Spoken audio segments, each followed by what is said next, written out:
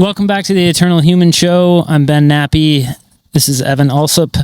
And we want to do a little bit of an intro to this episode. It's our first guest on the show.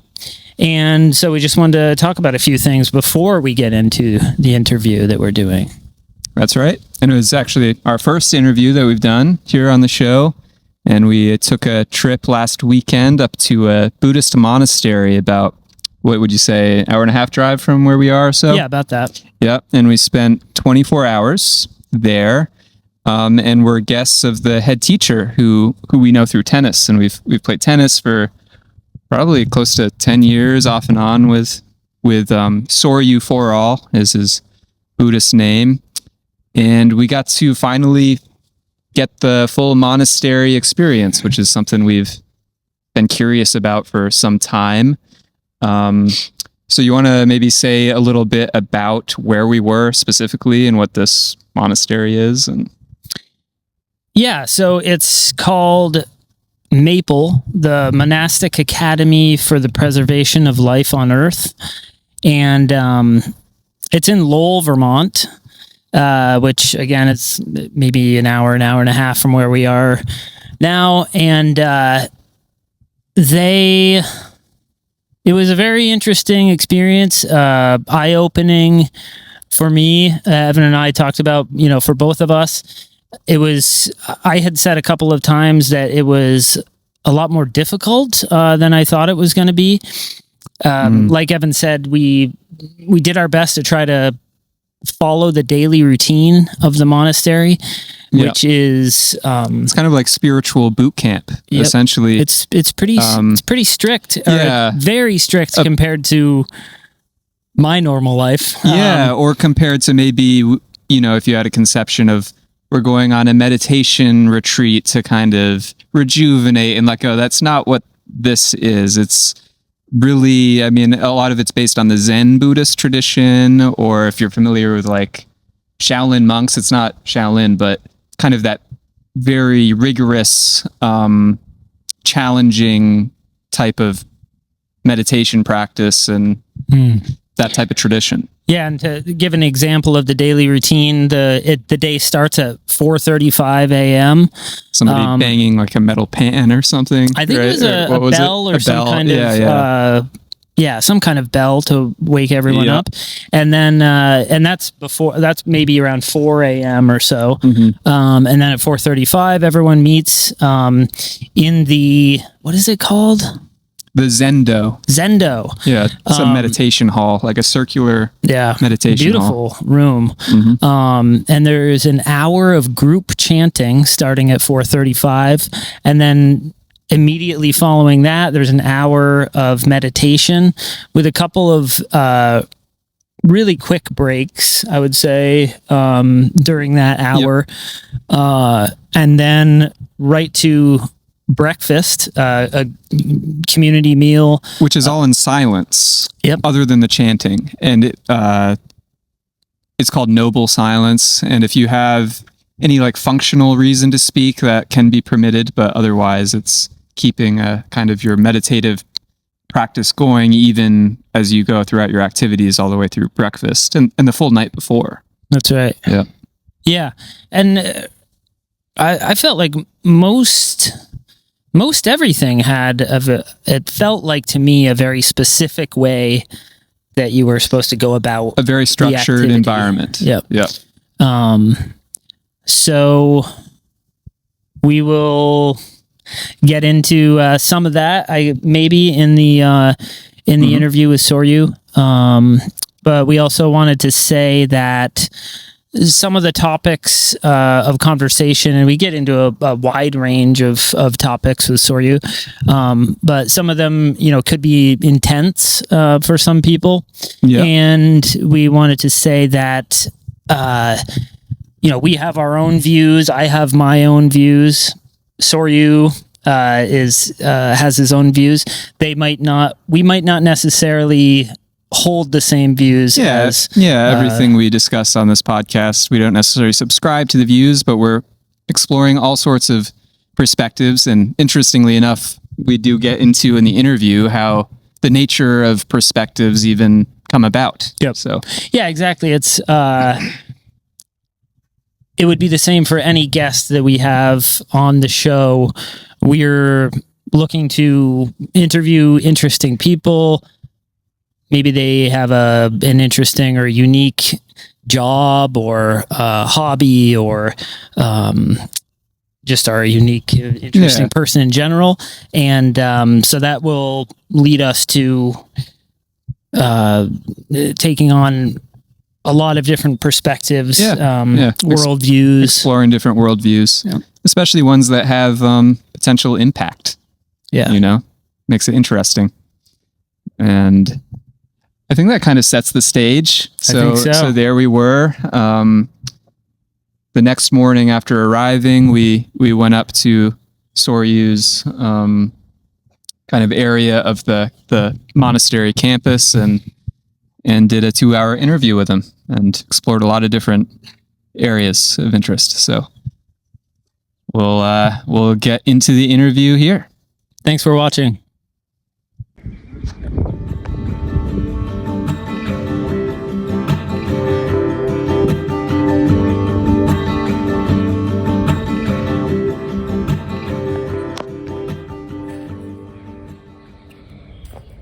From a Buddhist perspective, what matters is that you ask the most important question.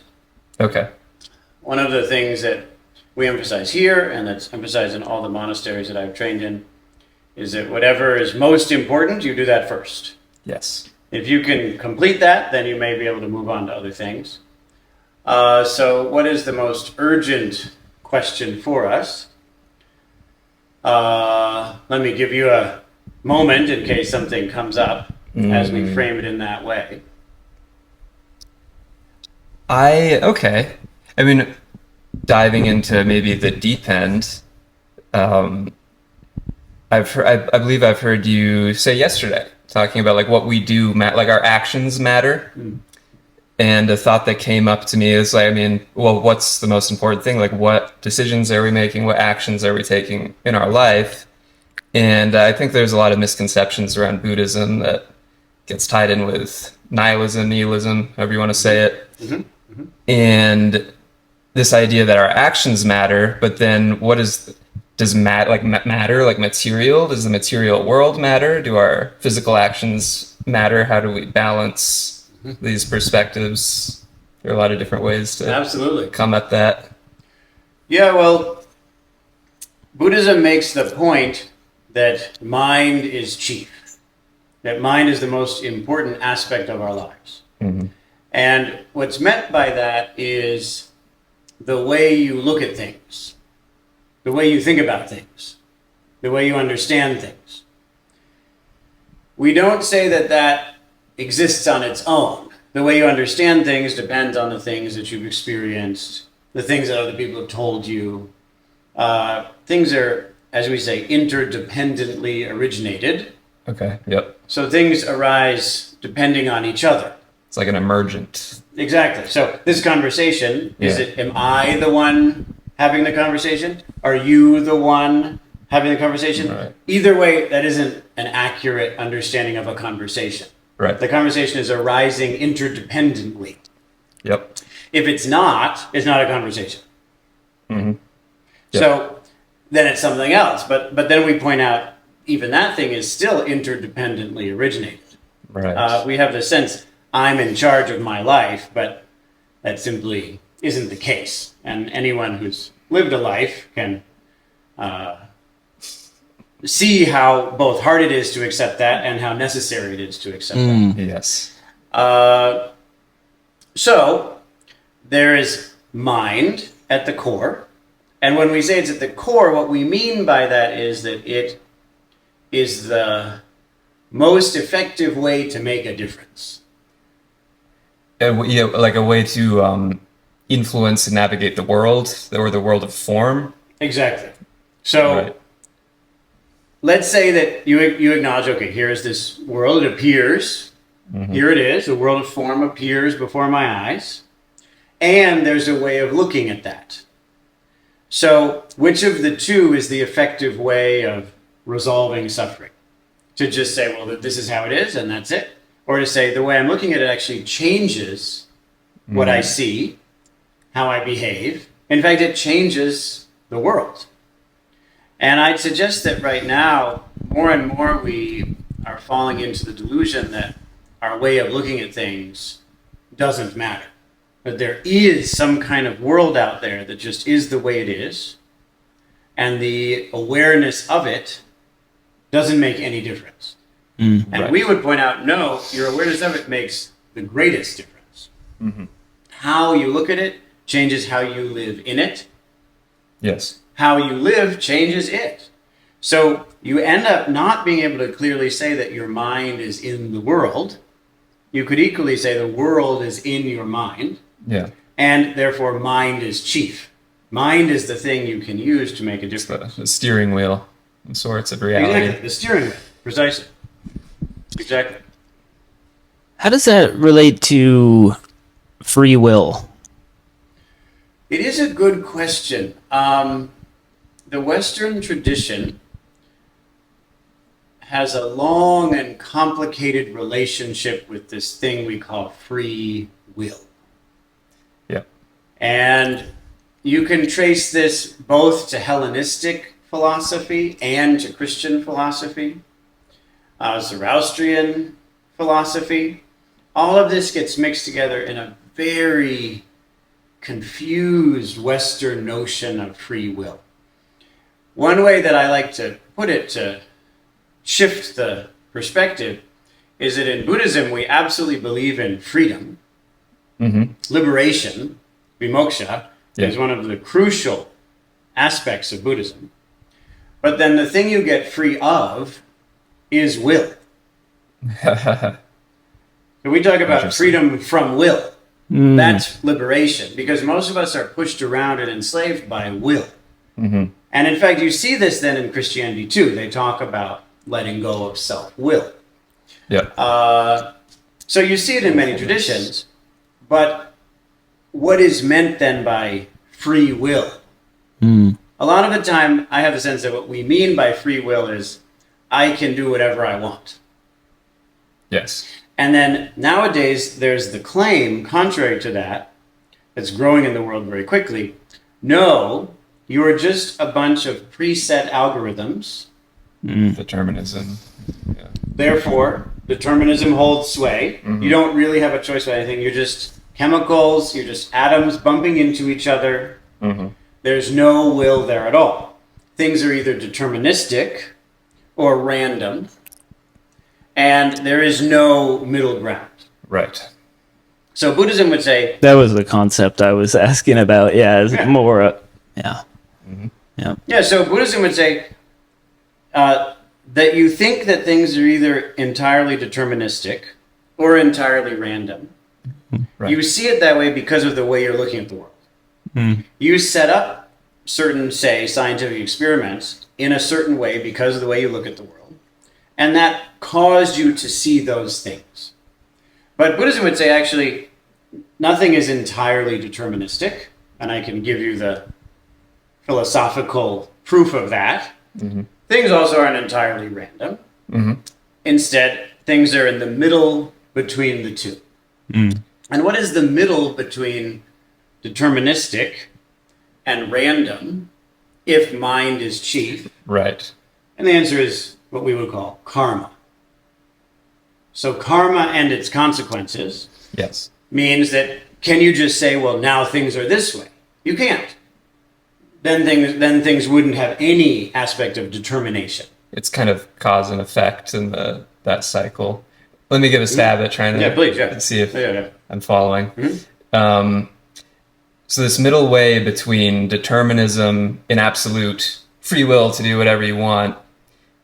I was thinking recently about free will in this way, whether you want to use the word God or whatever the ultimate, unspeakable, unifying principle is, that whatever that is has a will. Like what's happening is in accordance with it. And to the degree that we as perceived individuals, we perceive ourselves as separate, are not resisting that will, we have free will because we're one with that. And yet, if we resist what is happening, then we have no free will. We're like determined.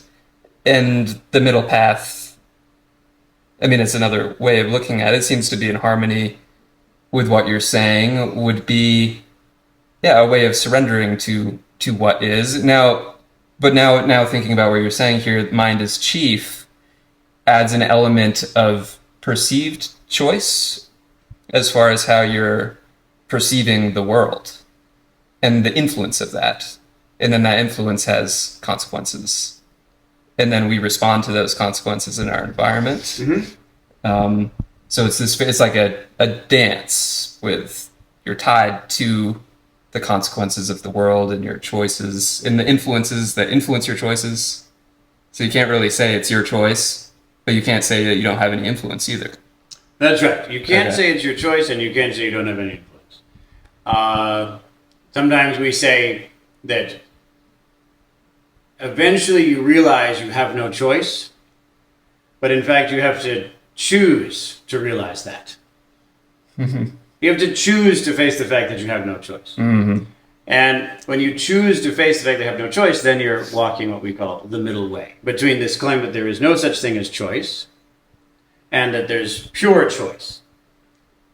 But it's clear to all of us, philosophy has a tendency, sadly, to draw the discussion away from everyday experience. This is the mental illness of philosophy. And the moment that you abstract reality from reality, then you're just lost in a representation in your idea of it. And it's important that we explore this, because if there's any important thing that's happening right now on the planet, it is a deep confusion between reality and representation. So let's get to that, but I want to first be clear that you can say that there's determination, everything is determined. You can say that everything is random. But Buddhism says that neither is the case. There is this middle way, and that is karma, and karma means action. So what you do creates the world. So we would say this whole world is created. Created by what? Again, it's interdependently originated, but the crucial aspect is mind, or how you look at things. Right. Your views, your values, and the way you live according to that.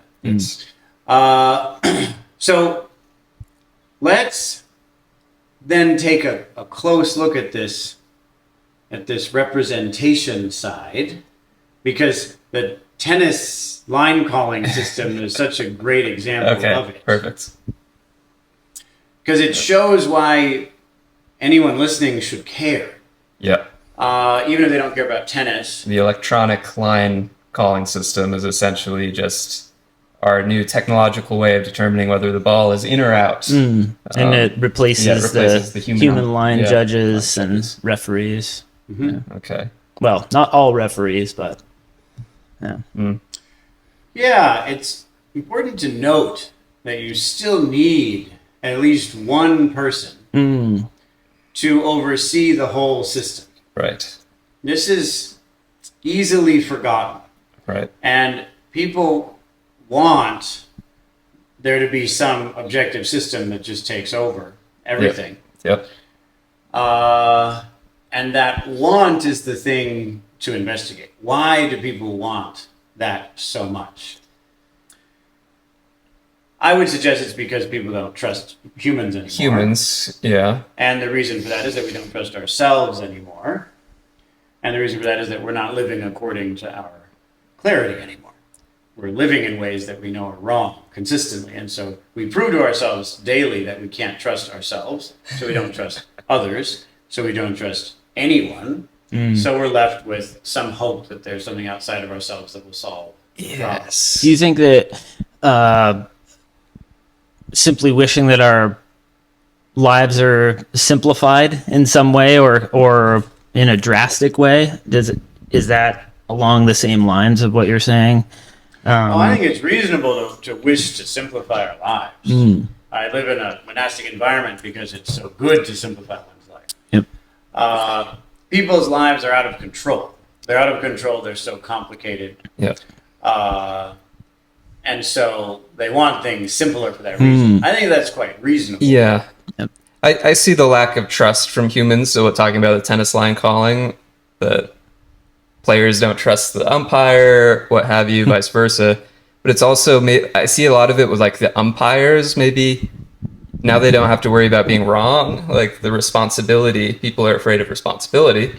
That's why, I mean, whether it's this or artificial intelligence, other systems, that we want to remove our, the pressure of having responsibility in the world. It also just takes the humanity out of it in the sense of drama or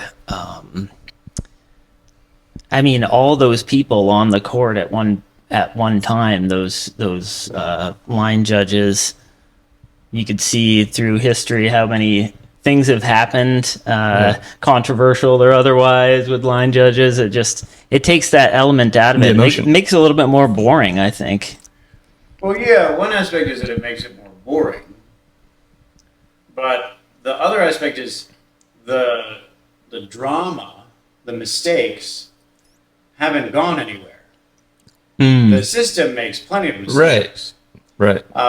People don't know that. Right. So let's talk about that a little bit. Yeah. According to the company itself that makes the system is wrong or right according to a normal curve, a bell curve. It's statistical. Yeah. So sometimes it's accurate and sometimes it's inaccurate. Sometimes it's off by half an inch. Sometimes it's off by an inch or more. And most people don't know that. And the question that's most important for the point that we're looking at now, and that brings us back to this issue of mind is chief, is that people believe that the system is correct because after the system makes a certain call, after it says that the ball was in or out, it then plays an animation that shows that the ball landed where it said it did. Yeah. And it amazes me that people actually fall for this. Because it's entirely circular. The system says it's in a certain place, and the system plays an shows animation. you a cartoon. Shows you a cartoon that indicates that it's right. And people say, see, look. And what's most amazing is that now it's the clay court season, and so you can actually see the mark on the ground. And the mark on the ground, the ball hits the ground, leaves a mark that is clearly visible. The system says that the ball landed in a different location from that mark. And people literally believe the system. Right. Or I've heard the argument that, okay, maybe like that it might admit that the system isn't 100%. That they'll might say, but they'll say it's more accurate than the humans. So therefore, even if the system's wrong, we still need to say that it's right because we can't have a human correcting the system because the humans are more wrong than the system. Exactly. And it comes to the point where as you know, the players, if they actually point out or take a picture of the mark where it really is that shows the system is wrong, they're fined. So they're not allowed to claim that the system is wrong. It's probably in their contracts or something at this point. Maybe it's in their contract, but in any case, they get fined. And we've seen it happen. Players have gotten fined and have just taken the fine anyway to make the point. But what amazes me and what's so important for us to look at when it comes to AI and everybody's hope that AI will take over the world, so many people do hope for that, is, and I think all of us in the way that you're saying, we have this tendency to want to take less responsibility. So we hope something outside of ourselves will take responsibility. But the thing that matters is the proof that you use that it's right is simply its own data. So when people say the system is more right, how do you know that the system is more right than the humans. And most importantly of all, it has never been easier to cheat, to choose a winner of a match, than it is right now. In the past, if you wanted all the line judges to favor a certain player, you would have to get them all in a room, make sure they all kept the secret, pay them in some way. Yep. If any one of them chose to tell the world, they could have. Now, whoever runs that system can just tell it to favor this player by an inch or so. Right. Now, an inch over the course of a match is a lot. Yeah. Yeah. Especially on the serve. Yeah. So you can control the match in that way. I mean, the margins in tennis are small as it is. Exactly. Like, very small. Exactly. Yeah.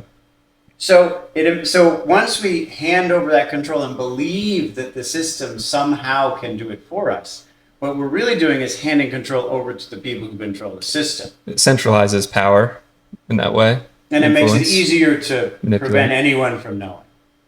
Mm-hmm. Yeah. Yeah, that makes sense. Yeah, and people's readiness, the psychology of people, especially thinking mind is chief is a scary concept for people to consider. I think there was some like sci-fi movie in the 90s that I remember where it's like what you thought became reality and people are creating monsters and all, like people are afraid of that aspect of responsibility too. So it's like even if we're wrong, or even if the machine's wrong, at least it's not me being wrong. At least it's not me making a mistake. And But of course it's not true. We're Right. making the machines. Mind is cheap, whether you like it or not. You're hiding from it. You through can it. say, I Yeah. don't want to make a decision, Mm-hmm. but then you're making the decision to avoid a decision. Right. You Right. can't back out of it. No matter Yeah. what happens, mind is still cheap. Yeah. You can try to avoid responsibility, but then that is the mind that is creating the world. The mind that avoids responsibility is now responsible for the world. Yes. That's good. Yeah. And we're making a world based in that. We're making a world of people who don't enjoy the fact that mind is chief. That's one of the big shifts that happens once we enter, for example, a monastery. We do spiritual training. We discover that mind is chief is, well, it's fun. It's enjoyable. Right. Isn't it wonderful to be able to have an impact? The reason it feels like torture to us is that we don't trust our own minds. Right. But if you enter a system of training so that you can trust your mind, then it's lovely that Yeah. you can have an impact. It's the most joy in the world to be able to see the world, look at it differently, behave differently, see the positive consequences of that. And okay, so from this place where you undergo this training, mind is chief, you're starting to be able to influence interdependently the world and your experience. Then this element of choice, going back to free, or this experience of choice, you through mind is chief, your intentions.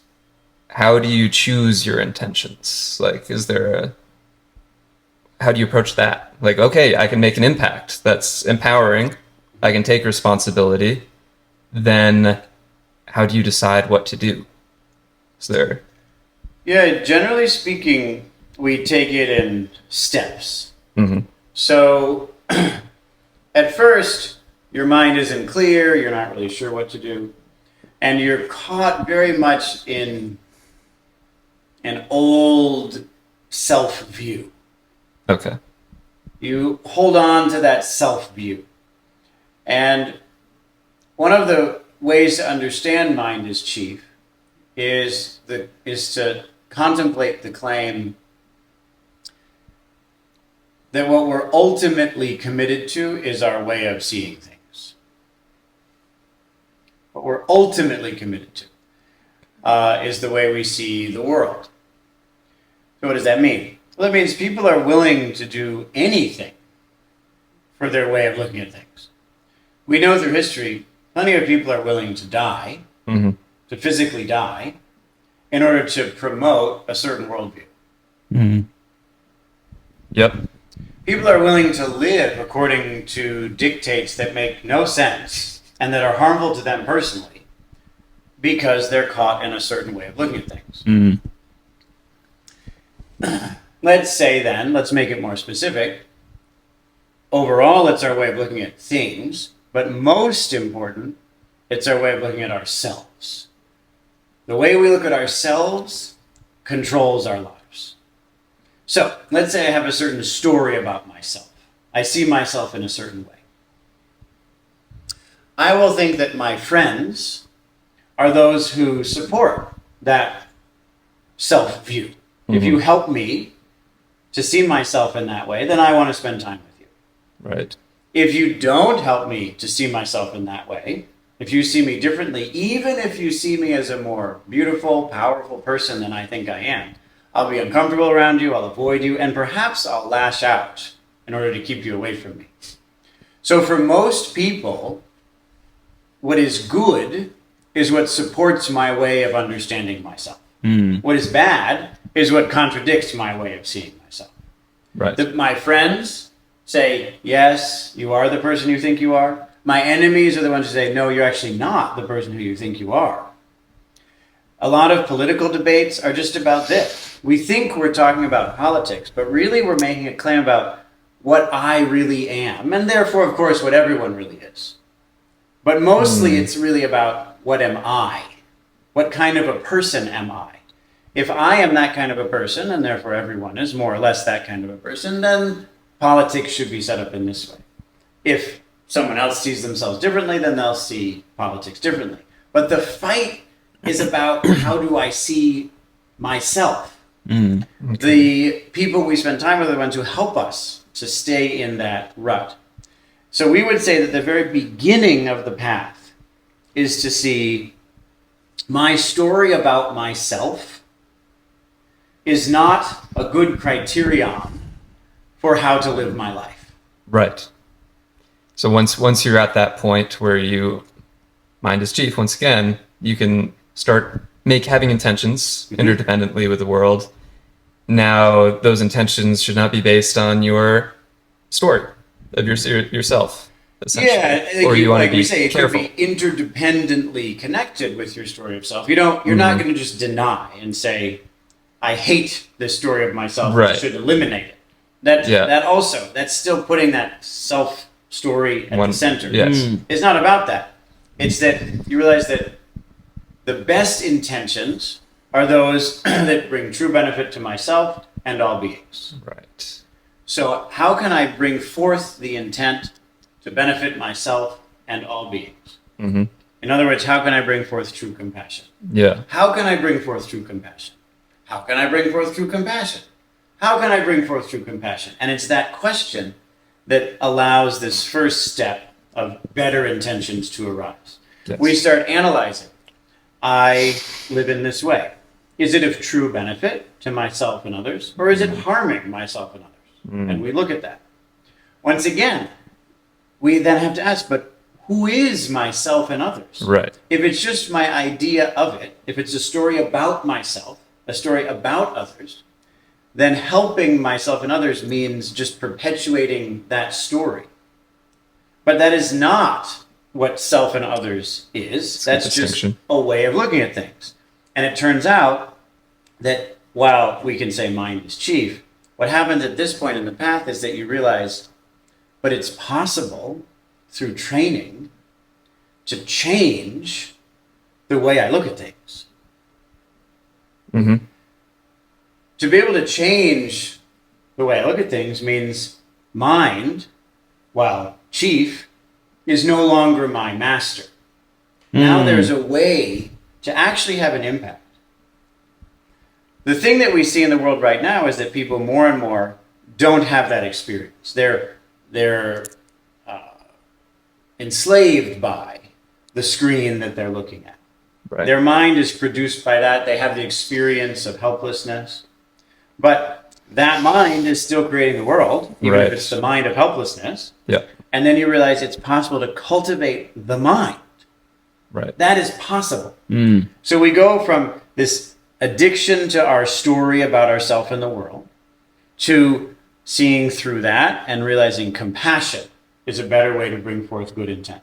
So cultivating the mind rather than allowing the mind to use you or basically run its course karmically and create all of that.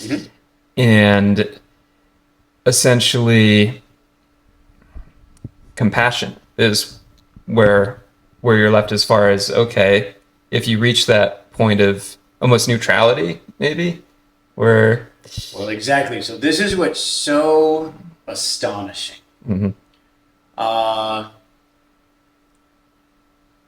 The way we put it in Buddhism is not that you get rid of mind, not that you believe in it. You don't believe in it or think it's some enemy that has to be destroyed. You simply realize that it is not yourself. That's all. It's as simple as that. My way of looking at things is not myself. Right. That's it. If you can see that, if you can actually see the thing that I've always called my way of looking at things was never actually mine to begin with. Right. It was interdependently originated. It came from all kinds of directions. It was never mine. Yeah. And so it cannot possibly be myself. When you let go of it in that moment, it's very mysterious that there is a sense of peace and equanimity, as you say. You could maybe call it neutrality, but we don't usually talk about it that way. We talk about it as equanimity, Okay. a kind of tranquility. And from that place, you can cultivate compassion. You can cultivate love for all beings. To do that means that you can actually benefit beings precisely by not supporting their stories, by not keeping them trapped in their way of looking at things. It turns out that that is the freedom that we've been discussing, this vimoksha, this letting go leads to the ability to help others also to let go of being trapped in their stories. The reason this matters so much at this moment is that the systems that we're creating are better and better at keeping us trapped in our ways of looking at things, in our views.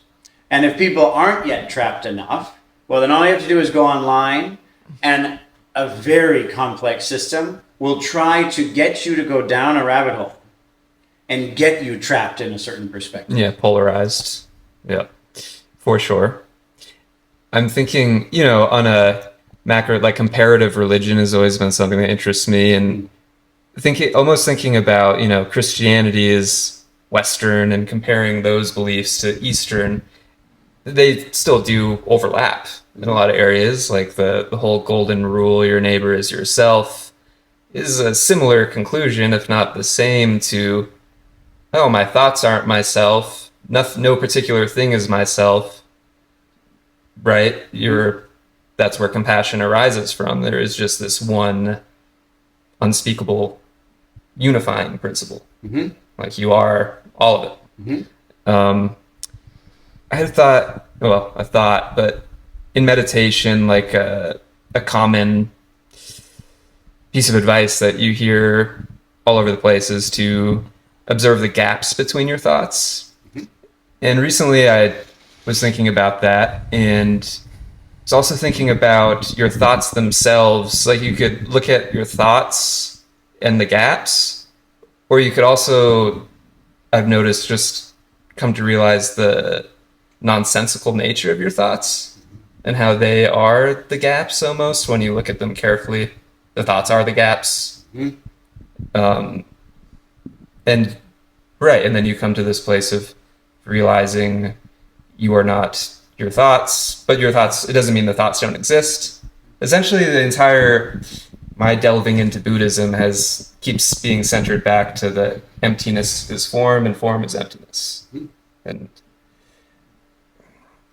that's where I think a lot of misconceptions are, especially for myself, like knowing not that much about Buddhism, then listening to your videos and just absorbing what I can.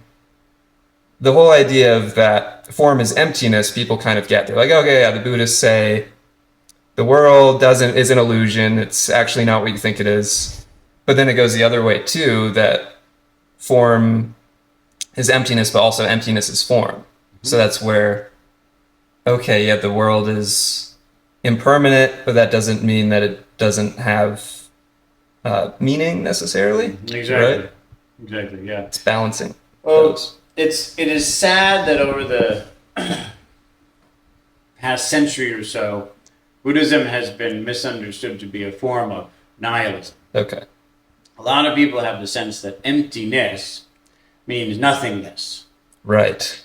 But emptiness doesn't at all mean nothingness. Nothingness is not emptiness, it's nothingness. Emptiness, we talk about shunya ta, and the ta there really does mean ness. So it's okay to translate it as emptiness. Okay.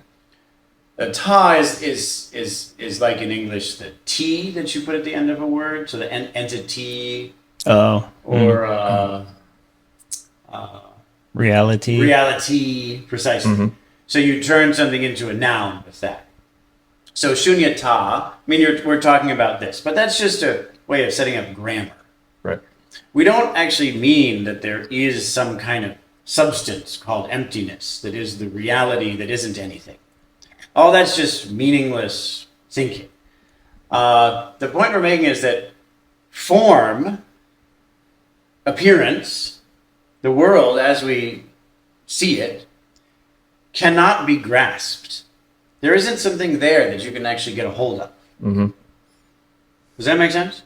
Mm. You yeah. think you can, of course, but it turns out everything is impermanent. Right. You thought you could really get something. Mm. You thought okay. that this building we're in is some kind of real entity that has some kind of self-existence. But it doesn't have self-existence. It was put together by all kinds of forces that are not it. People came and trees grew and everything was put together in a certain way. And then at some point it will just fall apart. Mm-hmm. It doesn't have a kind of self-existence. What's important to see, though, is that is precisely that lack of self-existence allows this house to be built. Trees also don't have self-existence. People don't have self-existence. People and trees can come together and make a house. The interdependence. Exactly. There. Yeah. And so all of the meaningful actions that we take with, especially as we say, with our minds, the way our minds look at things and the actions that we take as a result of that, all of that is a demonstration of not self. All of that is this endless, meaningful transformation of all things. And so it's very dangerous to go into this direction and say, I will cling to a view of emptiness. And that view of emptiness is that there is nothing. Right. This in Buddhism is considered to be absolute delusion. It's critiqued constantly. The idea that I now know that there is really nothing. Yeah. That they say those who look at things that way are just hopeless cases. It's very hard to do anything for such people. Mm. They took a wrong view of this profound teaching. Yeah, that certainly seems like that's the number one misconception in Buddhism that I see, that I've held before when I was like, oh, isn't they just believe in like an empty void or something? You say it's critiqued constantly. What do you mean by that? Are there well-known In the tradition. Buddhists that preach that, I guess, or try the most to? famous one is a great master, one of the greatest of all the Buddhist masters through history, named Nagarjuna. And he writes that emptiness is said by the enlightened ones to be the relinquishing of all views. But those who hold a view on emptiness, these people are said to be incurable, meaning they're just hopeless cases. If you say this is what emptiness is, I understand that emptiness is a void. then that's entirely contradictory. Then you're saying that there really is a void. It's something. Right. It's something. Right. Emptiness is something. It's a void, actually. And the void is the real thing. Yeah. That is a mental illness. It's a terrible mental illness. Because with that, you end at, say, nihilism, meaninglessness, and you start trying to claim that nothing matters. But the Buddha didn't say that nothing matters. That wouldn't make any sense according to the rest of his teaching. He's very clear that what you do does matter. In particular, that you're capable of doing good in the world and attaining liberation from suffering so that you can entirely give yourself to compassion. Right. It's this harmonizing of seeing that everything is happening by itself on one hand, and yet we are a part of that. Like, we are part of being able to influence that. When you say by itself, what do you mean? I suppose, like, speaking of this house, this building, how it interdependently originated, it kind of arose without any help from anything outside of it. But didn't it have lots of help from everything? People who brought the boards and the sun shining to make the trees and the... Right. So it's like the participation in that of the elements, you could say. The elements are... Well, this is where we get into what is... If there's no separate self, and yet there's a perception of different perspectives. Yeah, I don't know that Buddhism would claim that there is no separate self. I think some teachers will say that. There is no such thing as a separate self, but Buddhism is ruthlessly empirical. Right. That we take evidence to be of the utmost importance. Mm-hmm. And right now, you in fact can find the experience of a separate self, can't you? You feel like you're separate, don't you? Right. So we would say, well, there's good evidence, therefore, that you can find such a thing. Right. We then just say, okay, so now look right at that separate self. Identify it. Now, if you couldn't identify it, then it wouldn't be a separate self. So you must be able to identify the thing that you're calling a separate self. So do that now. And is it separate? Just look at it. Can you actually find some separate thing that is not arising dependent upon other things? Can you find anything at all, even one thing that's separate? Right. So in that way, we talk about non-self. There's a certain claim, which is there is a self. There's another claim that there is no self. Right. But Buddhism walks the middle way. Buddhism says, okay, we all know what it's like to have a sense of self, right? Here it is. Great. We acknowledge that. We do not deny that. Right. To deny that would be to enter into nihilism. Right. We do not deny that. We see that as a sacred experience. And now we're simply going to investigate that experience. That sense, here I am separate from you. Yeah. Can I really find the here I am separate from you anywhere? Right. Where is that thing? Well, I can't actually find that. Right. Everything that I find, in fact, is somewhat dependent on you, somewhat dependent on other people, somewhat dependent on various circumstances. A lot of it I don't even know about, but I'm still aware that that dependency is still present. And given the fact that I can find this sense of separate self, but when I look right at it, I can't find any separate self there. Right. Precisely that is where compassion arises. Precisely that is meaning. At the failure of finding the separate self upon looking for it. That's part of it. Right, Once that's part of again, the process. here I am. I'm not saying I'm not here. Right. I just can't find this separate person who is here. In that way, you fully affirm both. You fully affirm my meaningfulness and my entire connection with all things. That means I matter, and it also means that there's no reason to cling to my way of seeing things. Yes. And so right there, you get freedom and compassion. I heard you mentioned Heraclitus, I think yesterday. I heard you. So that's his most famous one is the river, right? The river metaphor, where the river is always changing. You can't go into the same river more than once. And when you try to pin yourself down as a separate entity, you can't pin yourself down either. However, the river is still very much in existence, and so are you. So it would be one thing to say, this river really exists. Mm-hmm. That would be a strange thing to say. Okay. Because obviously every part of it is changing. Right. Otherwise you say, the river therefore doesn't exist. But that's a strange That's thing a to strange say. thing. Because there it is, you step in it. Yeah.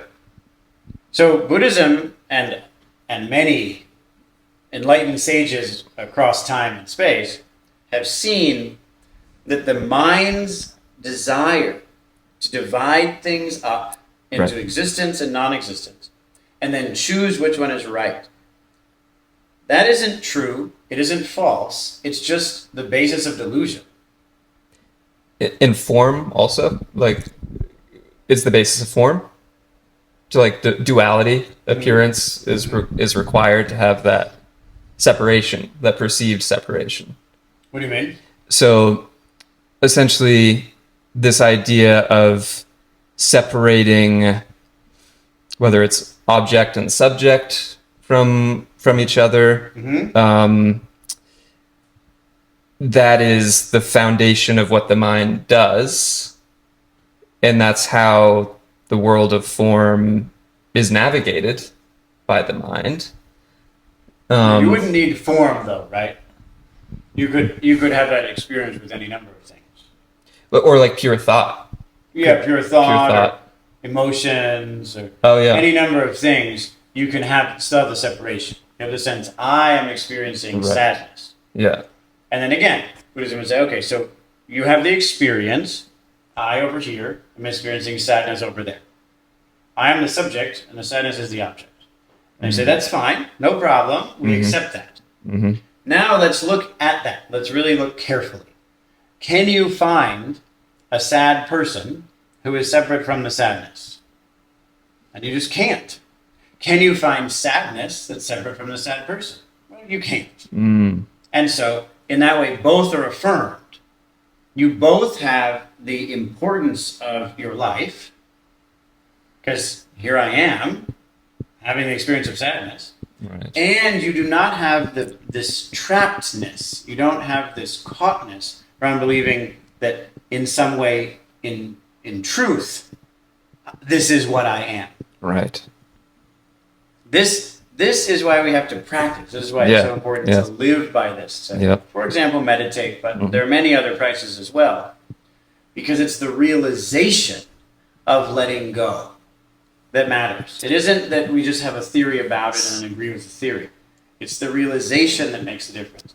And in our experience here in this monastic environment, but also in all the monasteries I've been to, the thing that's hardest is the practice of it. We agree with it. We think it makes sense. We say, okay, this book or that teacher did a good job explaining.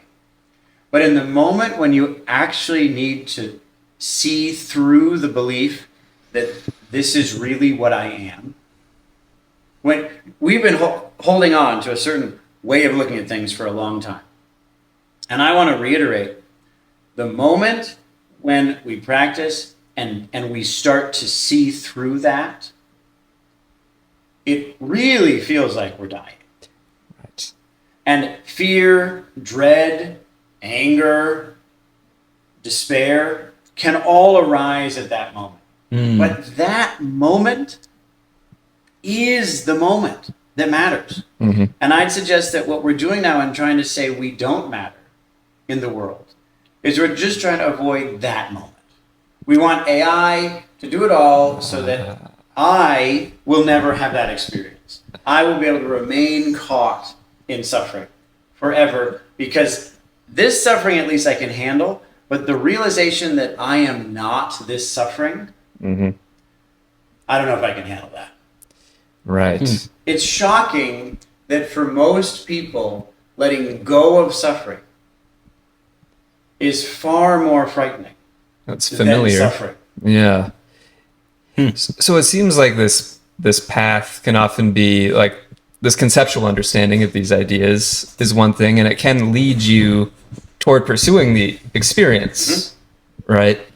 And then I've certainly, picking up meditation practice, in my limited experience, has essentially, I've noticed on multiple occasions, especially starting like, oh, I'm scared of this. This is scary.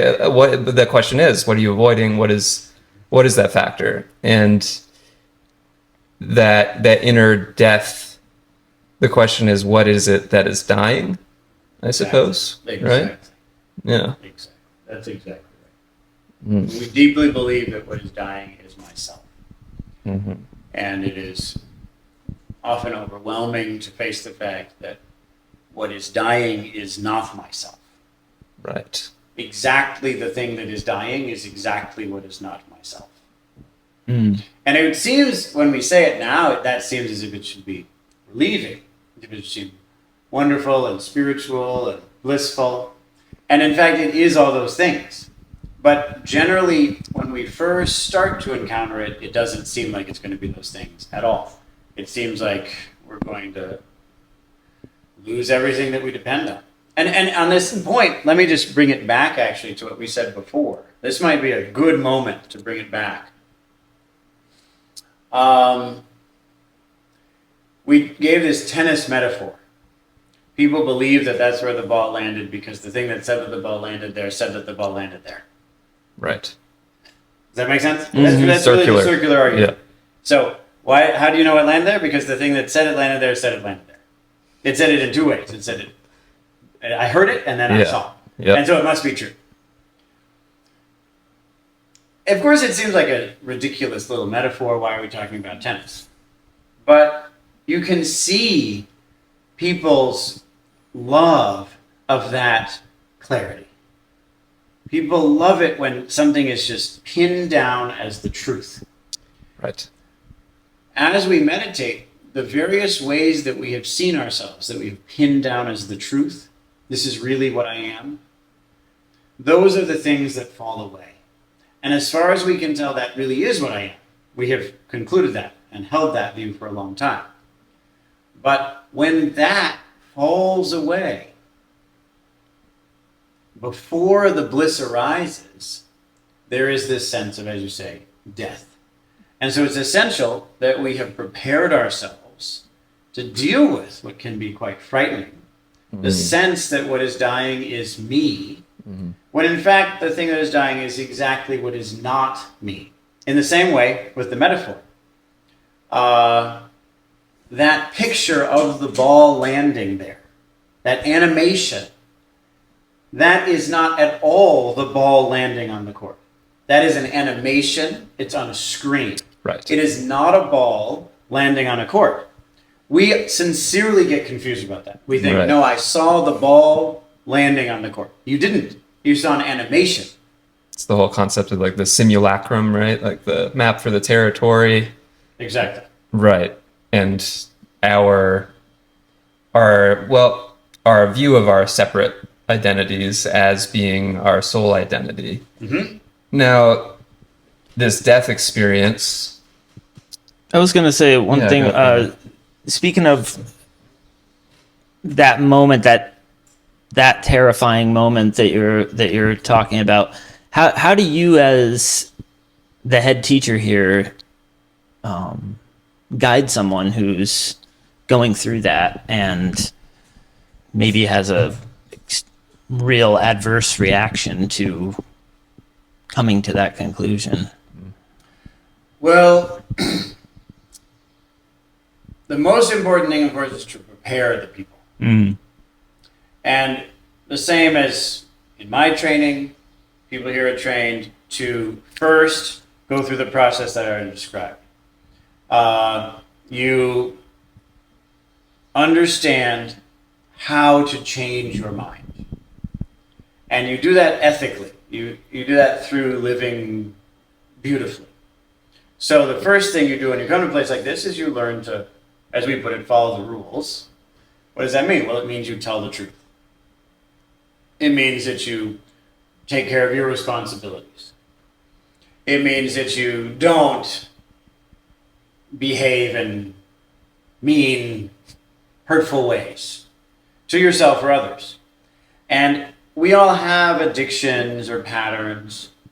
And the first place is to prove to yourself that you can overcome those. When you overcome a pattern, you're experiencing this very thing on a certain level. Let's say that you're accustomed to eating in a certain way. In a place like this, you eat in a different way.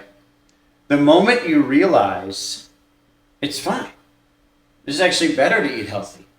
Oh, I'm happier. You've had this experience. But you'll note that if you imagine, oh, I'm going to go there, I'm going to eat healthy every day, I'm not going to have control over getting whatever the thing is that I wanted, there's fear right there. Mm-hmm. There's a sense of aversion. So you go through the aversion, you let go of the pattern, you realize I'm healthier and happier, which means that I never needed that harmful behavior at all. I am not the kind of thing that needs that. I thought I was. I believe that I am exactly the kind of thing that must depend upon that. I couldn't survive without it. Then it turns out, no, the thing that couldn't survive without it is exactly what is not me. So you've had that experience. And we want people to go through that experience many times. We think we need a certain mental pattern, relational pattern, behavioral pattern. You're dependent. You're dependent on. We're dependent upon it. Yeah. And then we realize, I don't need it. That means I am free. That freedom is blissful. So your mind starts to understand when I let go of the thing that I'm afraid of letting go of, I am happy. Mm-hmm. Once you have that experience enough times, then you can get to this point and get through it. But still it's hard. And so it becomes very important to reiterate to people again and again, one of the things that the modern world has deluded people around most fully. Namely, you are responsible for your mind and your actions. That is a matter of ethical principle. We must not take that from people. It is of the utmost importance for a parent or for a teacher to not take complete responsibility for those that they are caring for. Right. We have to remind people that your experience is your experience. Otherwise, we're denying this initial point and we're claiming there is no such thing as a self. Right. But we shouldn't claim that there is no such thing as a self. There is a self in a certain way. And namely, you have responsibility for your actions. In that way, you have a self. As we put it here, the reason I have a self is so that we can say, who has to do what? Right? Who has to clean the bathroom? This person. So that's a very good use of a self. But it turns out that we are all responsible not only for cleaning the bathroom, we're responsible for cleaning our own minds. And in that way, you can say, I have a self, because my mind, my actions, my experiences are my responsibility. So to help someone through it, you have to prepare them, but you also have to remember, ultimately, this is up to you. And you're going to have to go through this in whatever way you need to go through this. Does that answer your question? A bit. I guess I maybe wanted, maybe I was asking for a little bit more detail as to how you actually care for someone who's maybe going through a crisis of mind because of that that process. Yeah, let me give you two points that are much more specific. So we live in a society that's, as is often put, individualistic. What does that mean practically? It doesn't mean that we're independent. We're not at all independent. On the contrary, each of us, you wanted this microphone? There's a global process, literally planetary process that was required in order to give you a microphone. Your life is dependent upon millions of people, trillions of life forms. And that didn't change when we created an individualistic society. The thing that it means practically is that simply people are more and more alone. People are lonely. When you need someone, there are fewer people who are going to notice that and do something about it. It's put on you to find the people who can help you, right? So maybe you'll have someone who you pay once a week in order to be there for you. But the most important thing we offer here to get people through that is that we put people in a community of people who care about them and who are going to be there whether you like it or not. So when you're not having an easy time, that's when it's least likely you're going to find someone to help you with that. Yeah. So here we're constantly looking out for each other, helping each other. Mm-hmm. Nonetheless, people then, it's very common that people then want to use that whole system of love that's based in faith in order to just maintain their own patterns, their own story. Does that make sense? You mean people who come here? Yes. People come here into any monastery.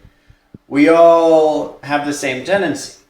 People are loving us, caring for us. It's not at all common for people, especially if they have narcissistic tendencies, to then try to take all of that love for myself. I want to take all of it for me. And I want to turn this whole system into the kind of thing that will support my story about myself. Now, this you could, they generally say that in a community like this, you have two main types of people who cause problems. There's psychopaths. I'm just describing right now a kind of a psychopathic behavior, sociopathic, and then freeloaders. People just want to say, well, I'm not going to do my part, but I'm glad that all of you are making my life so easy. Yeah. So when people are in those situations, it is essential to confront them. Yeah. That's an act of kindness, even though they may not experience it as kindness at all. They may have the sense you're being mean. Why are you asking me to do my part? You're threatening my sense of self. Right. But this, in a system like this, is kindness. And the reason, again, that we've been trained in mainstream society to believe it's harmful to do this, which is actually very helpful, is that it turns out to be supportive of the system as we have it to keep people caught, to keep people enslaved. Yes, truth can be hate speech. Well, for example, truth could be hate speech. Right. Right. 1984 and all that. Exactly. So to keep people caught turns out to be helpful to maintain the system as it is. The system as it is, however, is killing life on Earth. It is omnicidal, meaning it's trying to kill everything. And to offer a different system means that we're going to call you on all that. And so we go through that process. So you're very close to people, and those people are going to bring up these points to each other. So that close-knit social situation, it's very uncommon nowadays. And I hope more and more places make communities like this, because people need to be seen. People need to be cared for. People need to be loved. And one way that we do that is that we point out, you're looking at things in the wrong way. Then what? Well, then, of course, we have the meditation. We have the opportunity to just sit and practice through the fear. You're just going to sit there, and you're afraid of losing whatever it is you've been clinging to, and you keep practicing. And then the fear is even stronger. You keep practicing. And it turns out that it does simply vanish.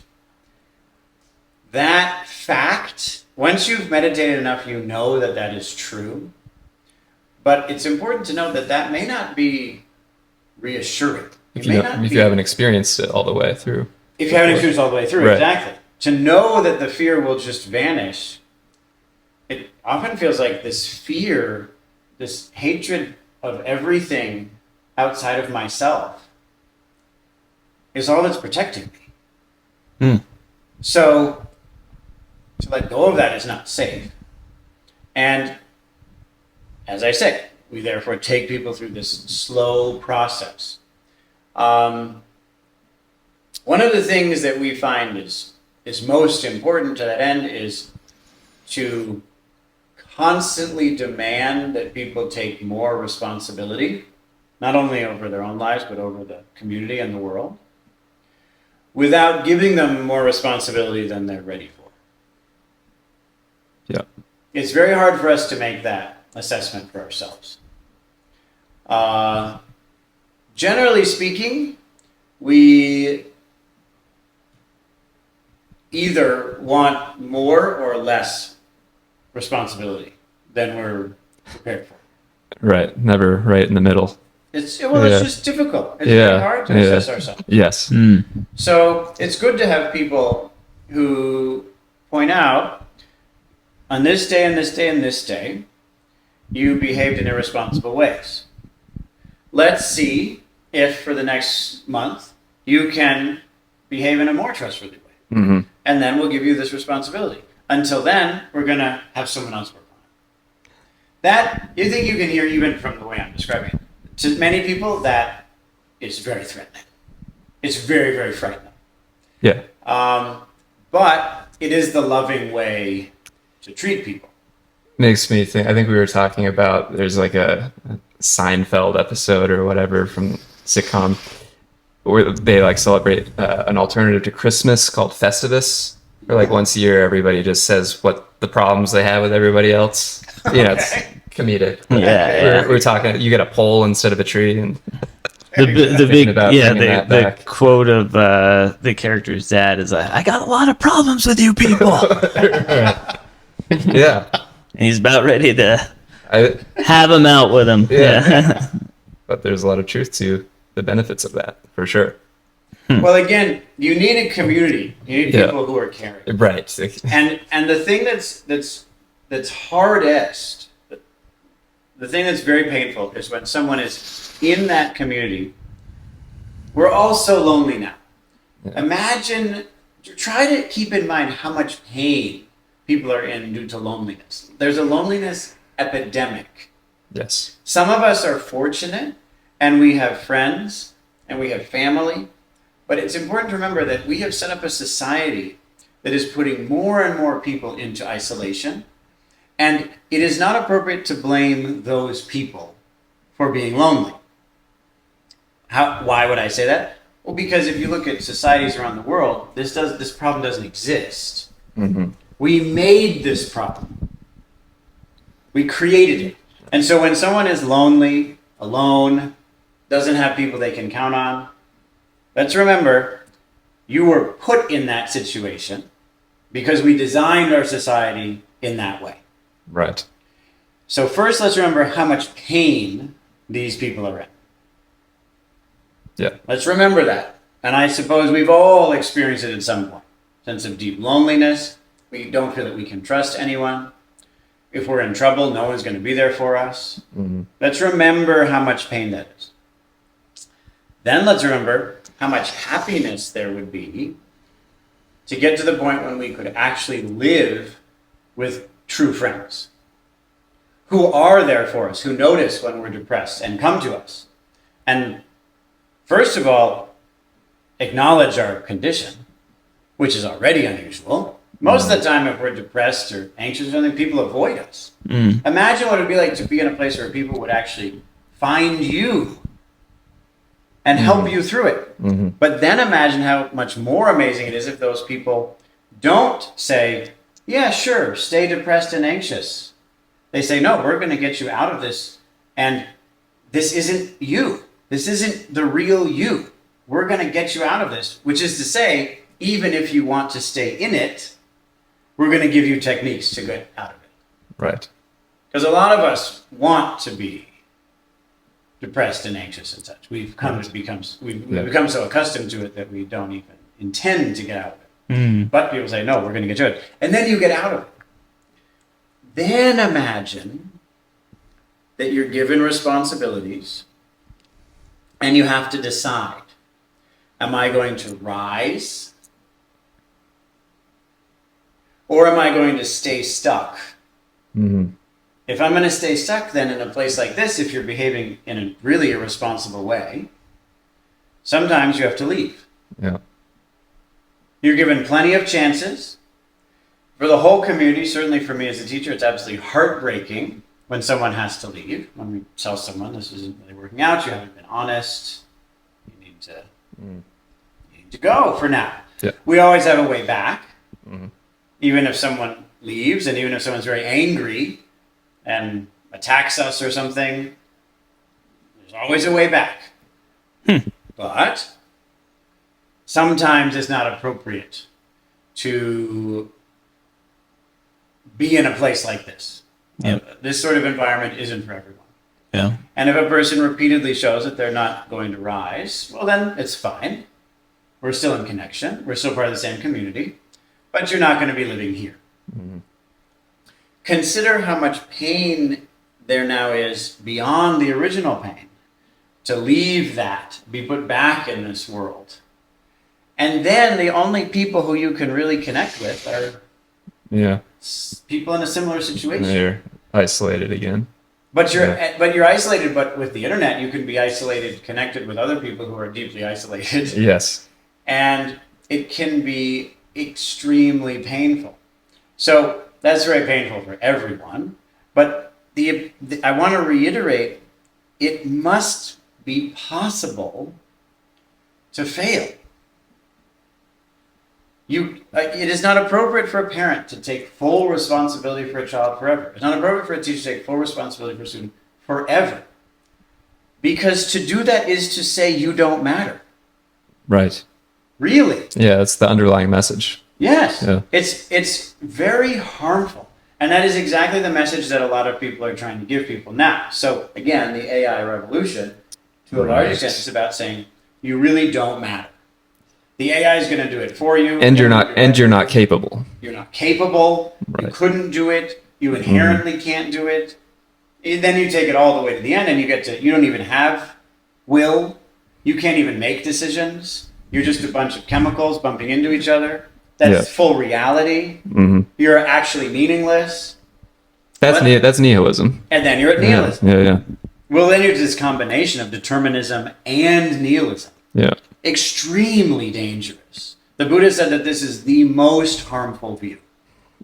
And this is a very popular view right now. And I would suggest that since the Buddha points this out, he said that this is a trap for people. In the same way that you could put a fish trap in a river to catch the fish, and that would be to their terrible harm. This deterministic nihilism is a trap for people's minds. They go into it, they can't get out, and it's to their terrible harm, just like the fish.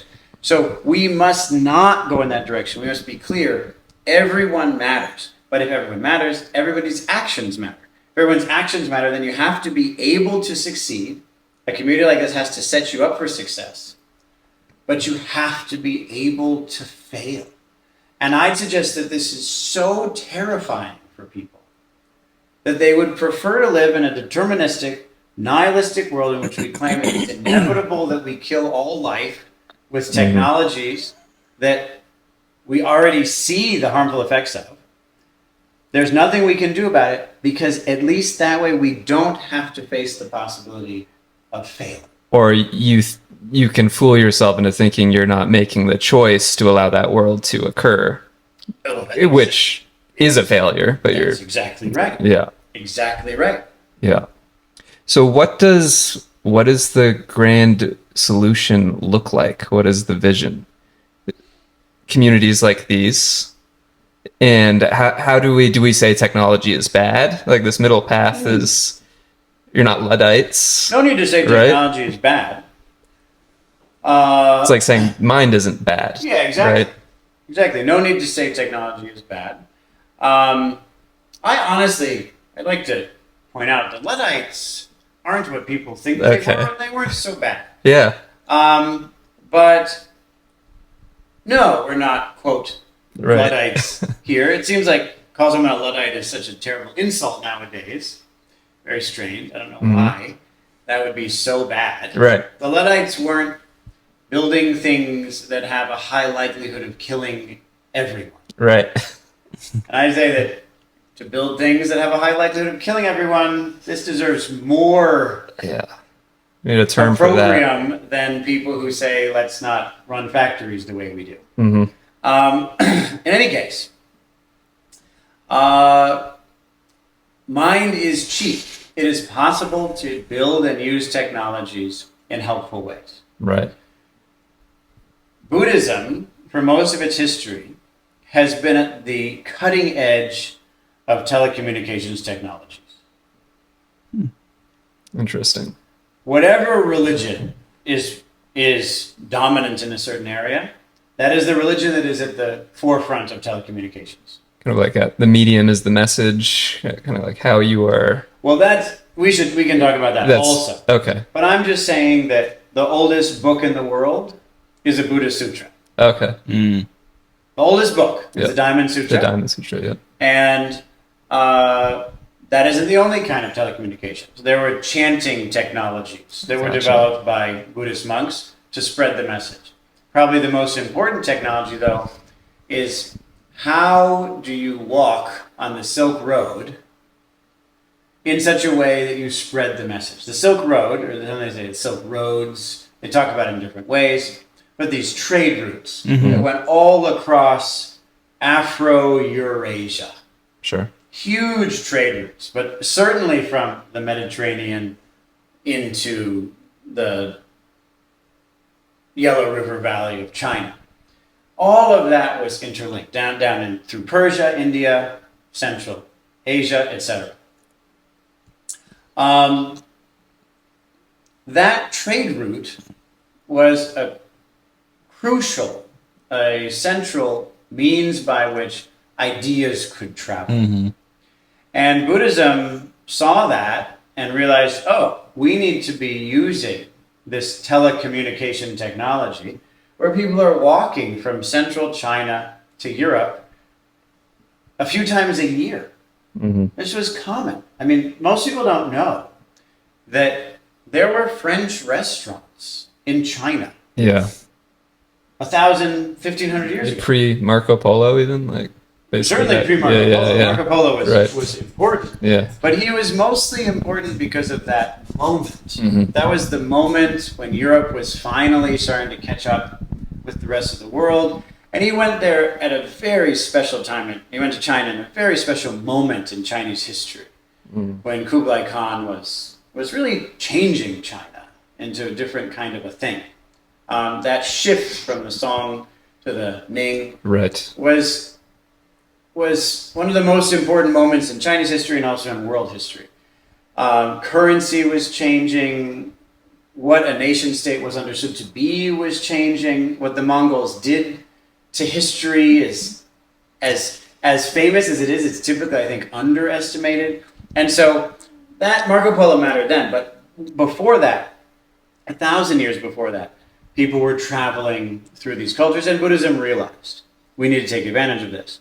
So right now, you couldn't really say that Buddhism is at the forefront of telecommunications technologies. A different religion, what we call accelerationism, is at the forefront of telecommunications technologies, and so it naturally is taking over the world. Yep. But accelerationism is a clearly and self-proclaimed nihilistic religion. And accelerating toward what exactly do they claim they're accelerating depends toward? On who you talk to. Right. The reality. It's like every religion. There are different sects of accelerationism. But if you go to the most hardcore, meaning the people who are at the core of the movement, who are most clear on how they speak, you want to accelerate to the heat death of the universe as fast as possible. That's the goal. Destroy everything. Destroy everything. Yeah, interesting. To bring every bit of information, matter, and energy into one single nihilistic entity. Right, it is nihilism, very, very much. Yeah. Then you simply use up the energy. That's the goal. Kill everyone as fast as possible. And the reason for that is that the suffering is so great that there isn't seen to be a solution. So destroy everything is compassionate to them. That's their version of compassion. Exactly. And you think that's intentional? Like these are almost like super villains who have this mindset, or they don't realize that's their mind. They don't put it in that context. They talk about it this way. They do, yeah. They talk about this. The people who speak to the public don't usually talk about Right. this. Right. But that's, again, normal in religions. Mm-hmm. Priests, who are often the ones developing the dogma, Mm-hmm. and pastors, who are typically the ones spreading it, Yeah. often speak in very different ways. Yeah. We've seen this with secular humanism, which is the religion that's run the world for the past few hundred years. Mm-hmm. So secular humanism has certain priests. So these might be the physicists or the psychoanalysts Right. in universities. Yeah. They develop a doctrine. They say, this is how the world is. This is the reality. And then the pastors, who you could say are on the one hand maybe entrepreneurs, Yeah. or psychotherapists who you might just meet with, Yeah. they're speaking in very different terms. The more digestible way for the general public Exactly. to accept things. Exactly. But for now, the accelerationists, sometimes they do speak absolutely in these terms of Mm-hmm. use up all the energy as fast as possible because that's the only reality. Mm. But then when you talk to people, they just say, economic growth is helpful. We're drawing out Right. of poverty. Right. It's a good thing. It's like, yeah, creativity breeds abundance. Exactly. This type of language. Exactly. Abundance. Abundance. Right. Precisely. More stuff. More equals more stuff. We were able to attend a community meeting last night, and I hope it's all right that I mentioned that a topic came up of a different guest, a visitor, that had some concerns and maybe is going to share those concerns with others. And I guess while you were speaking, I was wondering how, someone from the outside could easily see that a person like you is filling that same role of determining how the world is, determining, creating a dogma, that kind of thing, which was my guess as to what maybe this person's concerns were. That's exactly right. Ideological warfare to Yeah. being threatened by opposing. And so, how do you, as the head teacher, how do you make sure that's not happening? And even among, well, of course, yourself, but even with your leadership team, or however you would call it, and then how do you, what's your plan to challenge that, or how do you challenge those Challenge what? the ideas of people who, from the outside of this person that, mischaracterizations or Yeah, whatnot. good, great. Well, yeah, let's start first with what you said about ideological warfare. Actually, before you start, I think you were yesterday's talking about how it's interesting, like the heat is coming as soon as you're ready to meet it, which I thought was interesting. But That does seem to be happening. We've developed quite a bit. We're a good community now, meaning we're not just a lot of good people. Now we're a good community. The community as a whole has finally come together at a new level. And what do you mean by that? it means that for a long time we've, a lot of people have been here in the past who were very individualistic. And it makes sense in a community like ours that we're going to build up step by step. So at first you get people coming in from the world and everybody is individualistic. Right. There isn't the same sense of being part of a community, being shared purpose. Friends with a shared purpose. Exactly. So when I say good community, we're always a good community in that we were nice and had good intentions. But another way of understanding the word good, a good community means we're a community that is rich enough, that is woven together enough, that we're capable of deeply supporting each other no matter what happens. That's very hard to build. It's taken us many years, and two things had to happen. We had to build, and those who weren't, we had to build up internally, and those who weren't interested had to leave. Many people just don't actually want that. We all know the conflict. Some of us, at all times, we want to do our own thing. We've been trained to do that for a long time. At the same time, we want connection. And we're typically kind of caught between this American or British view of individualism and then maybe a Chinese or Russian view of communism. Yeah. And we think that those are somehow conflicting with each other, and we hold on to one or the other, and all of that makes trouble. It took us a long time to get out of all of that and be a human community where everybody, I think you can see, people are really different from each other. And in my experience in monasteries, people are more able to be individuals than in the mainstream. We're also even more communal than in the mainstream. It's just the best of both worlds. So it took us a long time to get there. In any case, yes, this reporter, who stayed with us for a few days and was not interested in engaging in the practice, came as an outsider to observe. And he said that many times. I'm here to observe. In a colonial way. Really, Right. really as someone who's coming to extract information and then use it for their own ends. Yeah. Just as we've been doing for hundreds of years. It was good that he was at least explicit about that. So Yeah. It wasn't undercover necessarily. no, he was, and it felt that way. Yeah. Every moment he was in the room, everybody felt like they were being Yeah. watched and judged, Yeah. and were going to be used for his ends.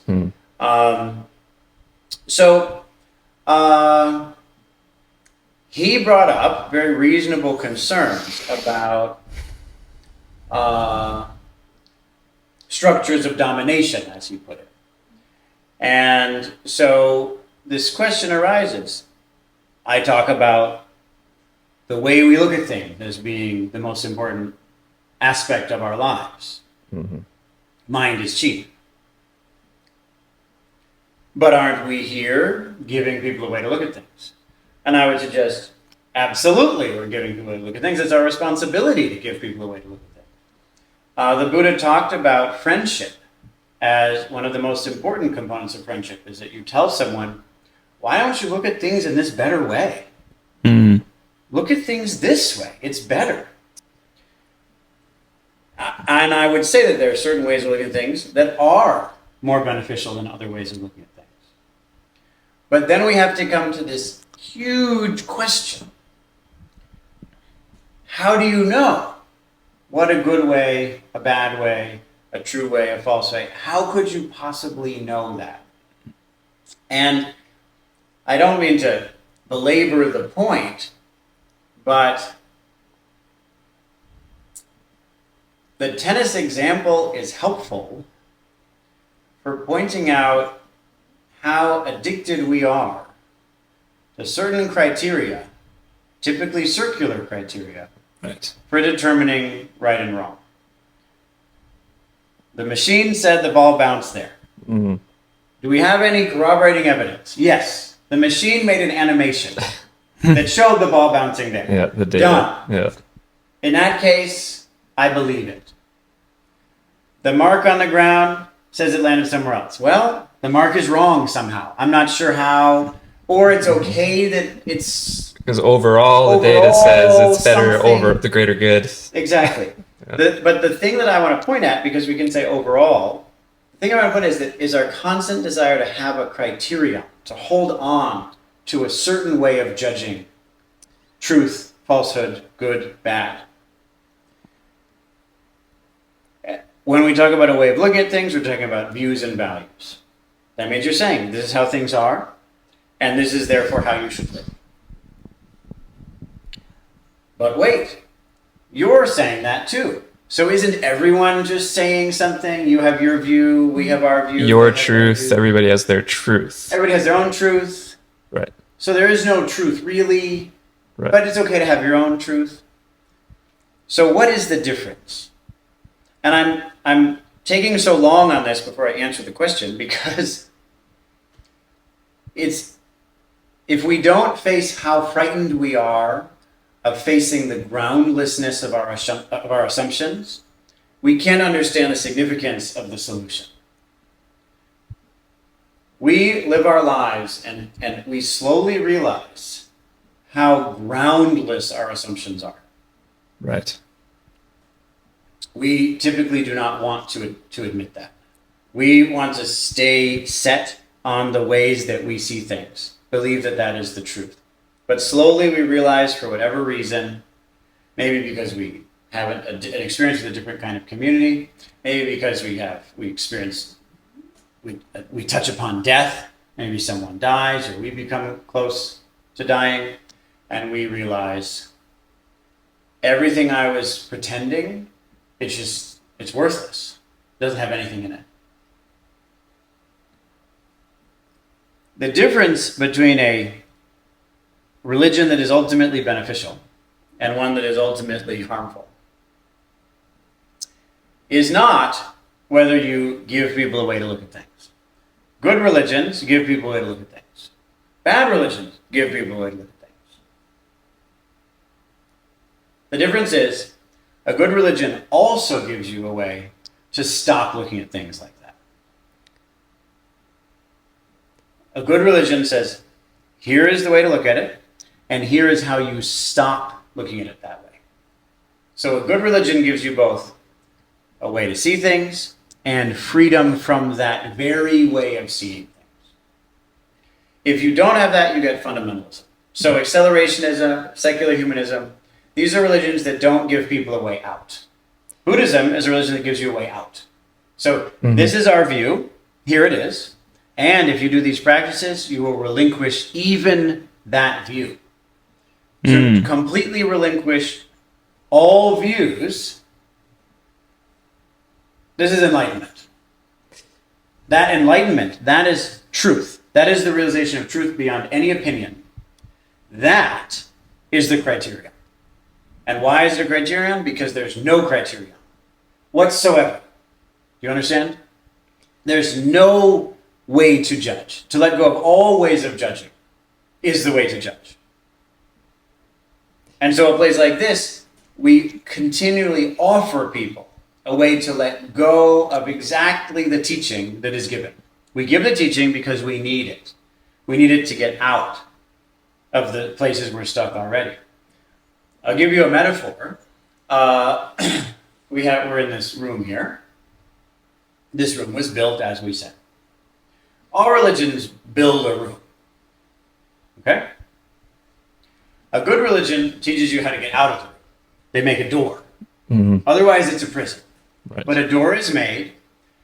However, the whole time you're getting out of the room, you're in the room. A good religion teaches you how to use the room to get out of the room. A bad religion just builds the room and keeps you stuck there. And what we've seen over the past few centuries is that more and more religions that have more and more power prevent people from escaping. It's very hard for an accelerationist to actually escape from the underlying assumptions of accelerationism. In a community like this, we acknowledge it's very hard to get free of the views that we teach. But we don't teach you the views to keep you there. We teach you the views so that you have a way to experience complete freedom from all views, all opinions, all standpoints, all perspectives. That freedom is what allows you then to correctly judge. The complete non-judgment is what allows you to judge. No criteria is the criterion. But this is a practice. And most people don't have any idea what it would be like to let go of every way that they see things, every way that they look at things. Each time we let go, it's frightening and then blissful. And then it may be frightening again and then blissful again. But as we get used to that, we see the value of setting forth a perspective and the value of letting go of that perspective. Yes, like setting forth a perspective that has like a practical, positive influence in the world. You were talking yesterday about meaning what you say, but not necessarily believing, like not being attached. And especially, thinking of our political discourse that we have in society these days where everything is polarized, this ability to be able to just present a perspective, not attach your identity. So the perspective can be analyzed, it can be questioned, it can be rejected by somebody else without you not being attached to it as your identity. I can see that. And thinking of a religion, like the purpose of a religion is to convey a truth that is not really speakable, right? Mm-hmm. It's not something that you can really communicate with language. Mm-hmm. So I like that metaphor, to be able to find the door out of that building. And yes, Buddhism, certainly, I can see how it revolves. Isn't there a sutra? There's like one of the sutras I've come across talks about the Dharma being like a raft that you leave on the other side of the river once you get there. Very famous. The same type of concept. Exactly. So then this type of, it's almost like let's use the word neutrality, or this ability to have a perspective. You can say, this is the best perspective in a practical way. This is what's the most compassionate way based on what we can almost empirically gather. And to not be attached to it is almost becoming a confrontational act to people, when everybody else seems very ideologically at one with their thoughts and their beliefs and their perspectives. That can bring the heat if you're the one just presenting perspectives in a non-attached way. Exactly. Yeah. Unfortunately, we've created an environment online where it's very difficult to judge if a person is able to let go. Someone could write a sentence. Someone else could write the same sentence. One of them is clinging and the other is not. Right. And it's very hard to tell. In a community like this, it's relatively easy to tell. So you're in person. You're in person, and you live together. You know each other. You know if this person is attached to that. It's actually not even difficult to know if people are attached to their perspectives. Because we have so many ways of trying to trick the system that we can do, for example, online. Right. Here, you could get attached to the perspective that you shouldn't be attached to your perspectives. Right? But everyone's going to see through that in the first half of a conversation. Yeah, it's like that's your identity. Now, look, you're just doing it again. Right. But online, it's very difficult. You don't know the person. You don't know their background. You don't know how they actually live. One of the points that we should note is that in a community like this, everybody's watching everyone, including, of course, leadership. Everybody's able to watch, how are these people actually living? Yeah. Do they actually do what they said they would do? Are they actually caring for the community? Leadership in a place like this needs to care for everyone, needs to be aware of every person all day long. I'm aware of every person here all day long. Yep. I'm aware of this person is going through this challenge, this person's parents are coming, and this means that, and these two people are having some difficulty.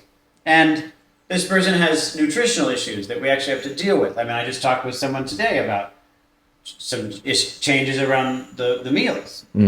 Why? Because of constantly watching everyone. Everyone is also constantly watching me, watching leadership. And everyone's going to have opinions about it and say this person is good and this person is bad. I like this, like that. I've had so many opinions about my teachers over the years. That isn't the thing I'm talking about. I'm saying that there's proof that we care for each other. Whether we agree or not is another question, but we care for each other. Disagreeing with people can be very caring. In any case, it is known. How do we bring that intimacy, that and accountability, friendship and accountability into the modern world? This is one of the main things that we're working on here. Yes. Yeah, the power structure of our society is incredibly obfuscated, could you say, right? and there's nobody to take responsibility. You vote them out of office or something. Like that's what and yeah, I can see, yeah, the more authority you have, the more in the spotlight it's necessary to be, I imagine. And again, the question is, does in the spotlight mean that the people know your character or not? Right. We have the sense that we really know the people who are represented on the screen. The smoke and mirrors. We don't know. No, and then everybody's yelling you're yelling with your family members about the person on the TV that you think is good and the person on the TV that they think is bad. And you both think you know who they are, and you're at each other's throats when you're supposed to be, Exactly. intimate Exactly. supporters the of one same another. person, you just convey them however you want. Mhm. They can be portrayed as good or bad. The direction of propaganda over the past 150 years has not been toward lying. On the contrary, it's been toward using truth to lie, telling falsehood with truth. Mixing it in. You can take facts and say any number of things with it. And so you get two people who seem to be talking about the same situation, Right. interpreting it completely differently, and really believing that their perspectives are reality. So if you're living in a place like this, you can't really do that. Right. When people leave, they then can caricature. Now, Does that make sense? If you're not living here, so if you're friends with someone, if you stop talking to them, you can quickly turn your memory into a caricature that isn't who they are anymore. Yeah. But if you're in connection, you can't do it. You're held in relationship. Yeah, you have to answer to that. Exactly. Yeah. Now, speaking of on this, a community like this, there is that type of accountability, but compared to our society as a whole, is it just a matter of scale?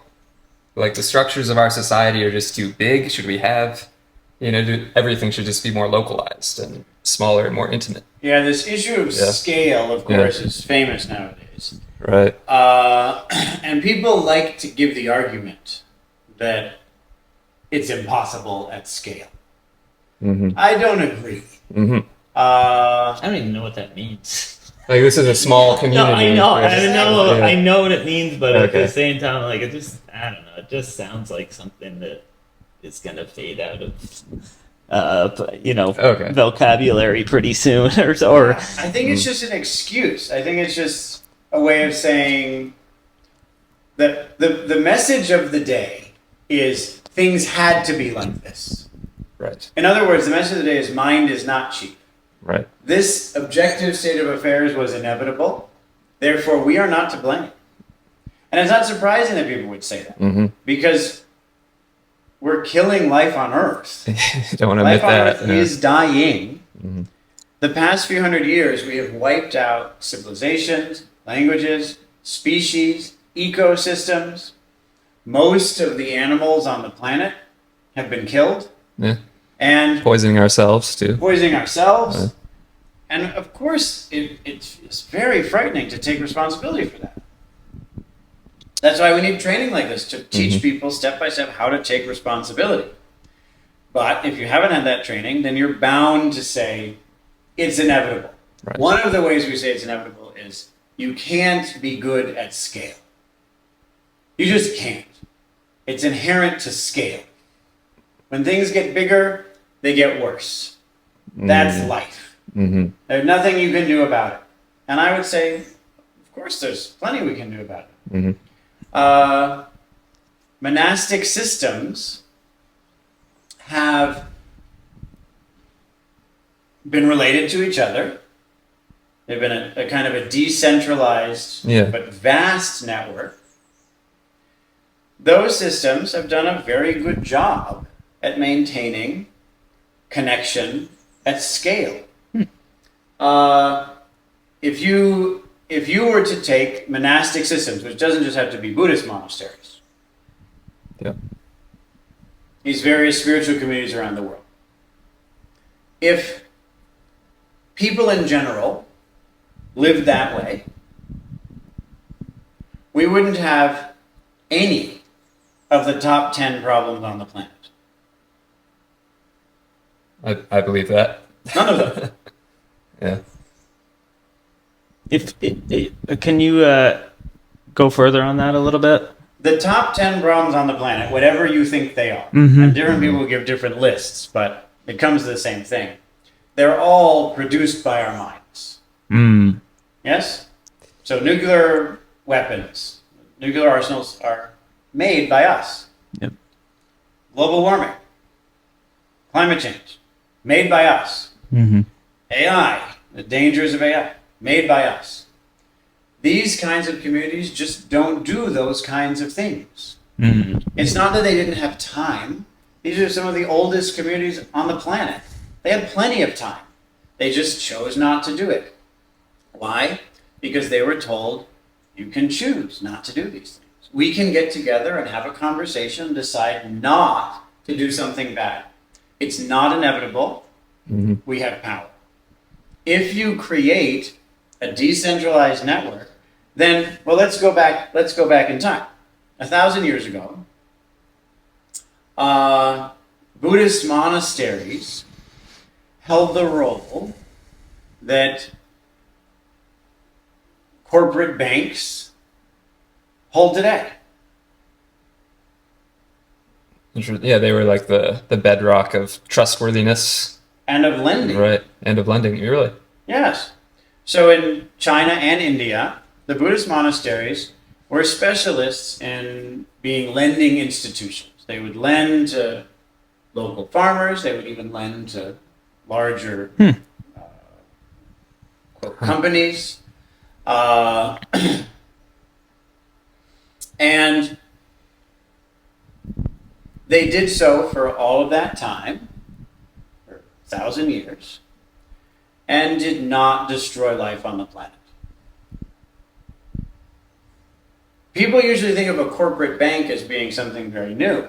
But actually, Buddhist monasteries were the corporate bank of the world in the two most populous and economically developed societies of all time.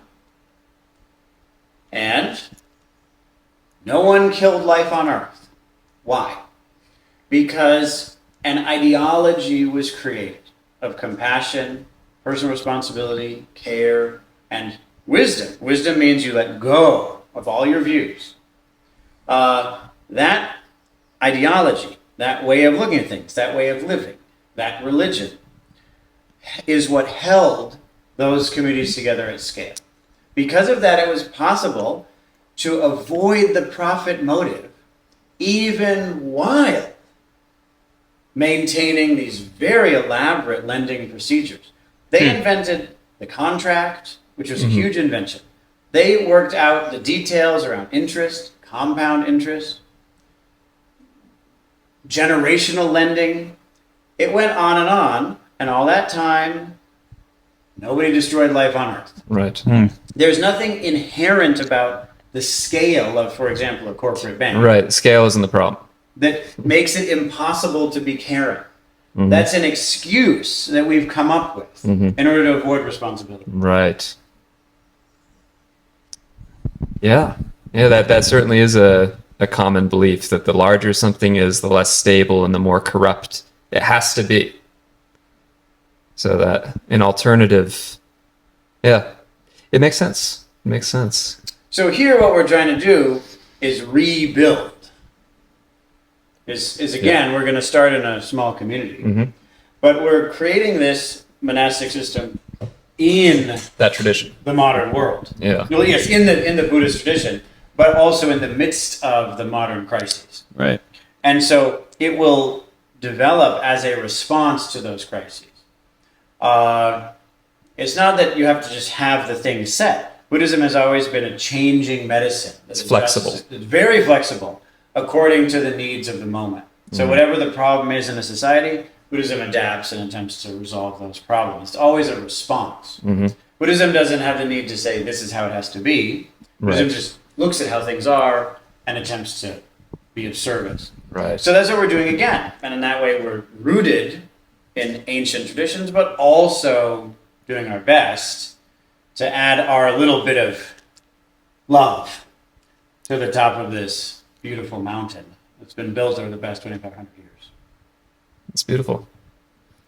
Is it your tradition in the Zen? Is it the Zen tradition more, or? Well, I trained in many. In many, okay. But I was ordained want to in ask Zen that. tradition. Okay, that's what I thought. Yeah. Well, this has been very enlightening, I would say. Is there anything you wanted to touch on, Ben? I think I've asked. I feel like maybe anything now would be. Yeah, I think I've asked. Was there anything that you wanted to include further? I'm sure there's always limitless avenues to go. The last thing, I would ask people to nowadays to be courageous. We need bravery. Yeah. And while it may seem frightening, there is a freedom and a happiness that comes with the courage to do what we know must be done, that saves the world. Yep. And so I would ask all of us to take courage and look at the situation, be willing to face how deep the problems are, to see that in the end, what I can do is cultivate my own mind, and then use that cultivation to bring forth compassion for all beings. I very much like that message. Especially the case that in order to influence the world, you have to have your inner self in order as well. You feel like people can get very much sucked into activism as a way of projection, but putting the inner work in tandem with that. Yeah. And activism, of course, is important. We want that. Yeah. But it's common that activism gets us trapped in anger and hatred. Yeah. The external. The external. Exactly. The middle way. Precisely. Exactly. There you have it. Well, thank you, Soryu, for having us here and for inviting us as your guest, for coming on the show. Thank you. I've really enjoyed my experience. The food was really good this morning. Everything was, very good. Feel very Everyone's welcome. been very kind and helpful, so it's great. Yeah. All right, so Good to have you. thank you. I'll hope to catch you on the tennis court at some point here. All right. Great. Thank you. Thank you.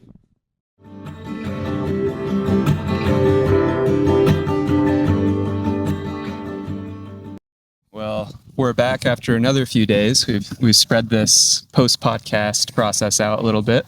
Give us time to think about the experience. Hope you enjoyed the interview if you got through all of it. We're here at the tennis courts, about to do a little hitting session, but figured we'd reflect on our experience with the interview briefly to wrap things up here. So I guess I will start with just a few points that I want to make. Really, I just want to articulate something that I learned in the interview. I also want to go over the fact that there are some controversies about maple that we wanted to just put at the end so that you're aware. If you look up maple, you'll find people have various opinions and experiences there. So I wanted to address our experience of becoming aware of that before we went. And yeah, essentially those 2 points.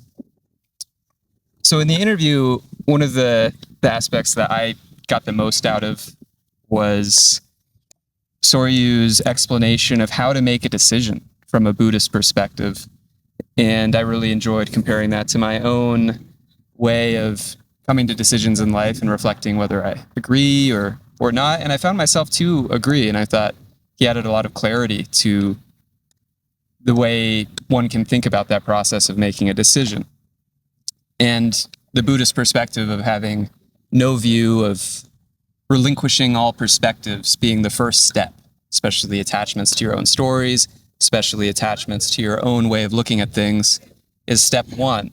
And then you can kind of, as I use the term, neutrally begin to compare various perspectives from a place that's neutral, just like a judge at a court would try to not be influenced. And then you can view through different perspectives and you can compare them. You know, maybe you have 5 different perspectives that you can see through and compare them to another 2, and maybe they disagree. And you can essentially at that point use critical thinking from a place of hopefully greater wisdom to come to a decision. So before we left, we were looking at Maple's website and everything, and we saw online, there are past residents there who have what you could say negative or concerning things to say. And it made me think that, okay, well, my intention to go there was to learn from Soryu about his teachings, because I've been impressed knowing him over the years and have wanted to just learn more about what he has to say. So genuine curiosity and goodwill, that was already pre-established. And my intention was never to go there and judge the character of the place. It was to learn the teachings. So I was interested in the teaching more. So in one sense, they're together, but in one sense, you can emphasize one.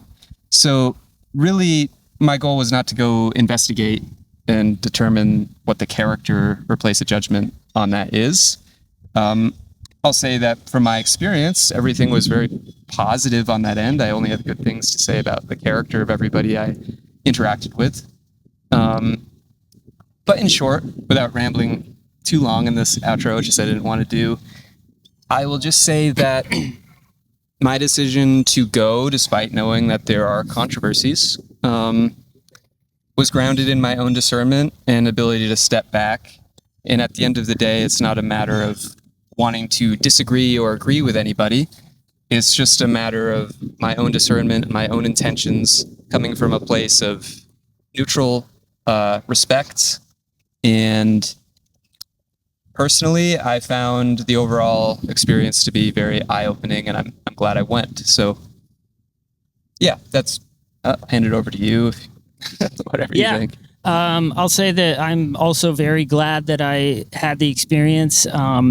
I know that we talked about already that I found it a lot more difficult than I thought it was going to be. I had that almost a notion beforehand of that it was going to be like a relaxing experience, which it definitely was not most of the time.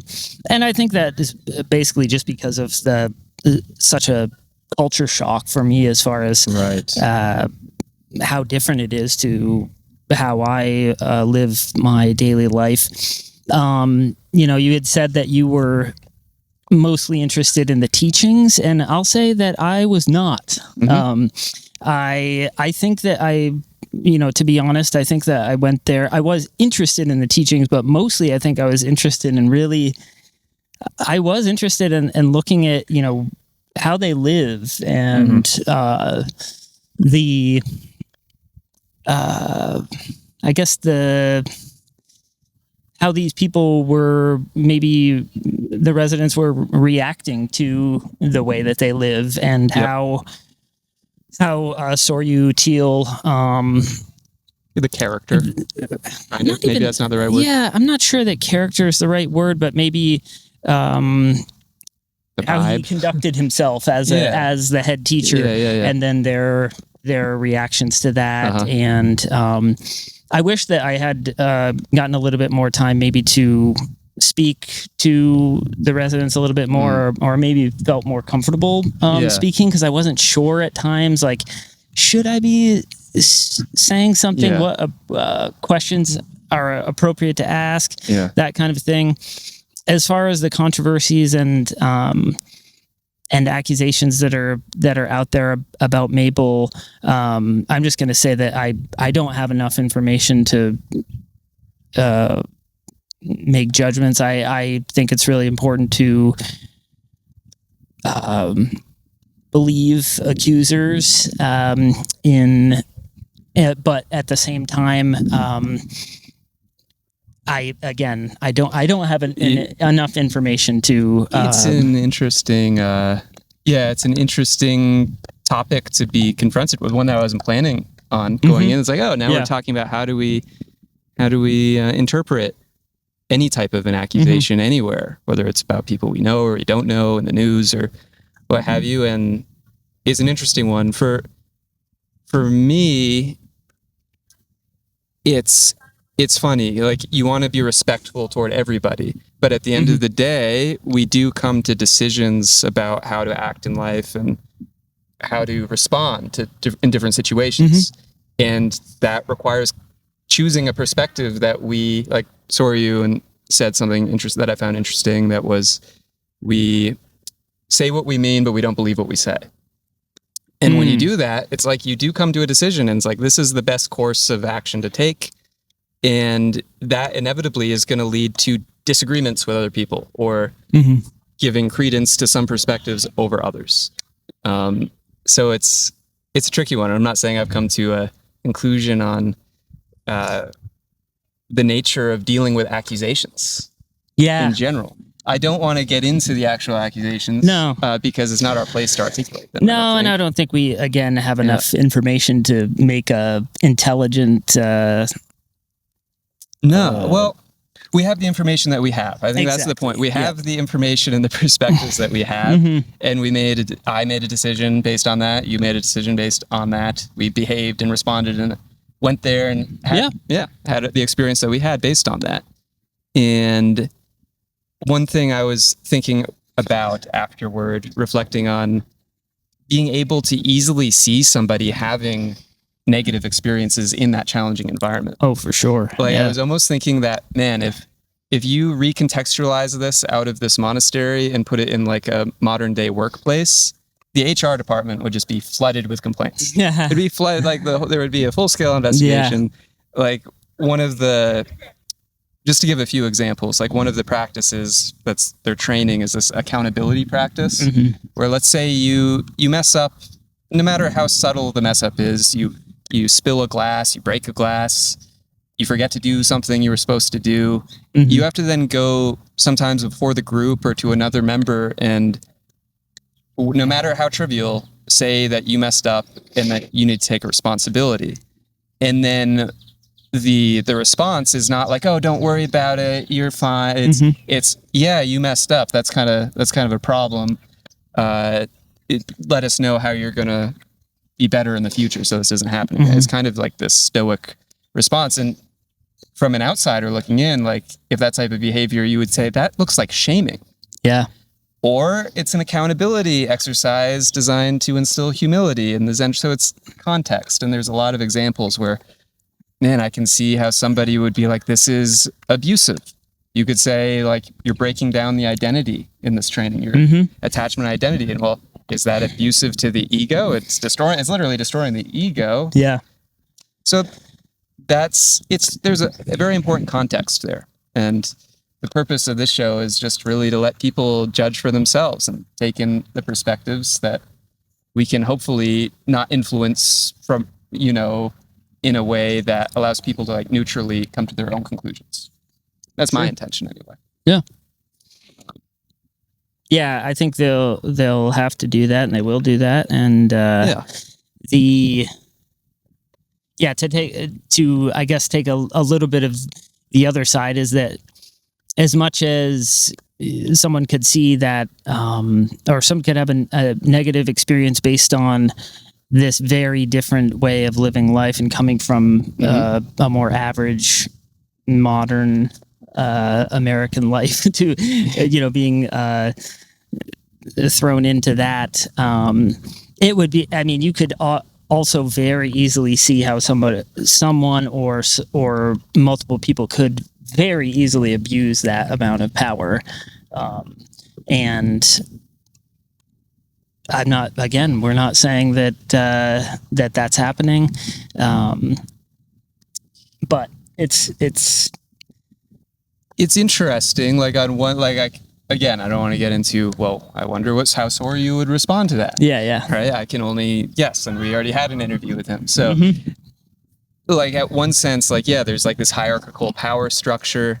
You could say again, okay, well, this looks like it's some type of an ego trip where everybody's like, or it's serving to instill organization and humility, right? Everybody has their role and everybody learns to accept authority in a way to, tamp down the ego. And that's part of the process and the teaching. So like what people's intentions are, like we're not mind readers. Yeah. But certainly I don't think it's a place you go. Yeah, I can't imagine personally going there being somebody like being high on my own ego or something and being like, yeah, I'm going to like really get a lot out of inflating my ego here. It's like everything I saw there was, this is about deflating your ego and getting rid of those types of tendencies. It is interesting though, because I think in our interview, I think Soryu says that they had a number of people that were there that were very individualistic, and that some of those people had to leave in order for them to have, I forget exactly how he said it as far as like a strong community, because I remember I believe in the interview I asked him to go a little bit further on that. And so one of if I'm remembering the same part of the interview, what I thought was interesting was that he said in this community he believes people are able to be more individual than in supposedly modern society that's all about individualism. And that was actually another kind of green flag, that you could use that term to be like, I saw people were encouraged to think for themselves and to challenge every idea that they have, and also the teachings to like test them. We both saw at the community meeting, like people kind of challenged Soryu on some points, versus of course, whenever anybody hears about, there's this group of people that live kind of isolated from society and they have like a shared view of the world, that's a cult. Right? And I'm not going to say what a cult, like what is a cult? Is everybody in a cult? So that's a whole nother conversation. Yeah. But I think the problem that people worry about cults is that people get brainwashed and aren't thinking for themselves. And personally, I didn't see that going on there. I didn't personally see any of that. No. So, and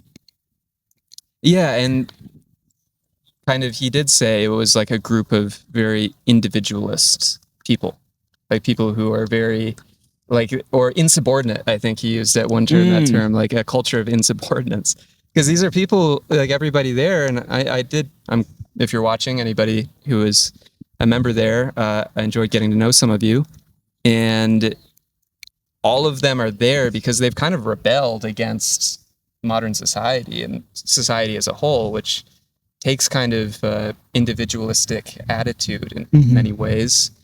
Oh, for sure. Yeah. Yeah. I mean, I'm just trying to imagine just kind of scrapping it all and going to a place like that would be quite a move. And on the other hand, they do have a very specific purpose. They have a very specific way of living. They have a number of very specific goals. And I think that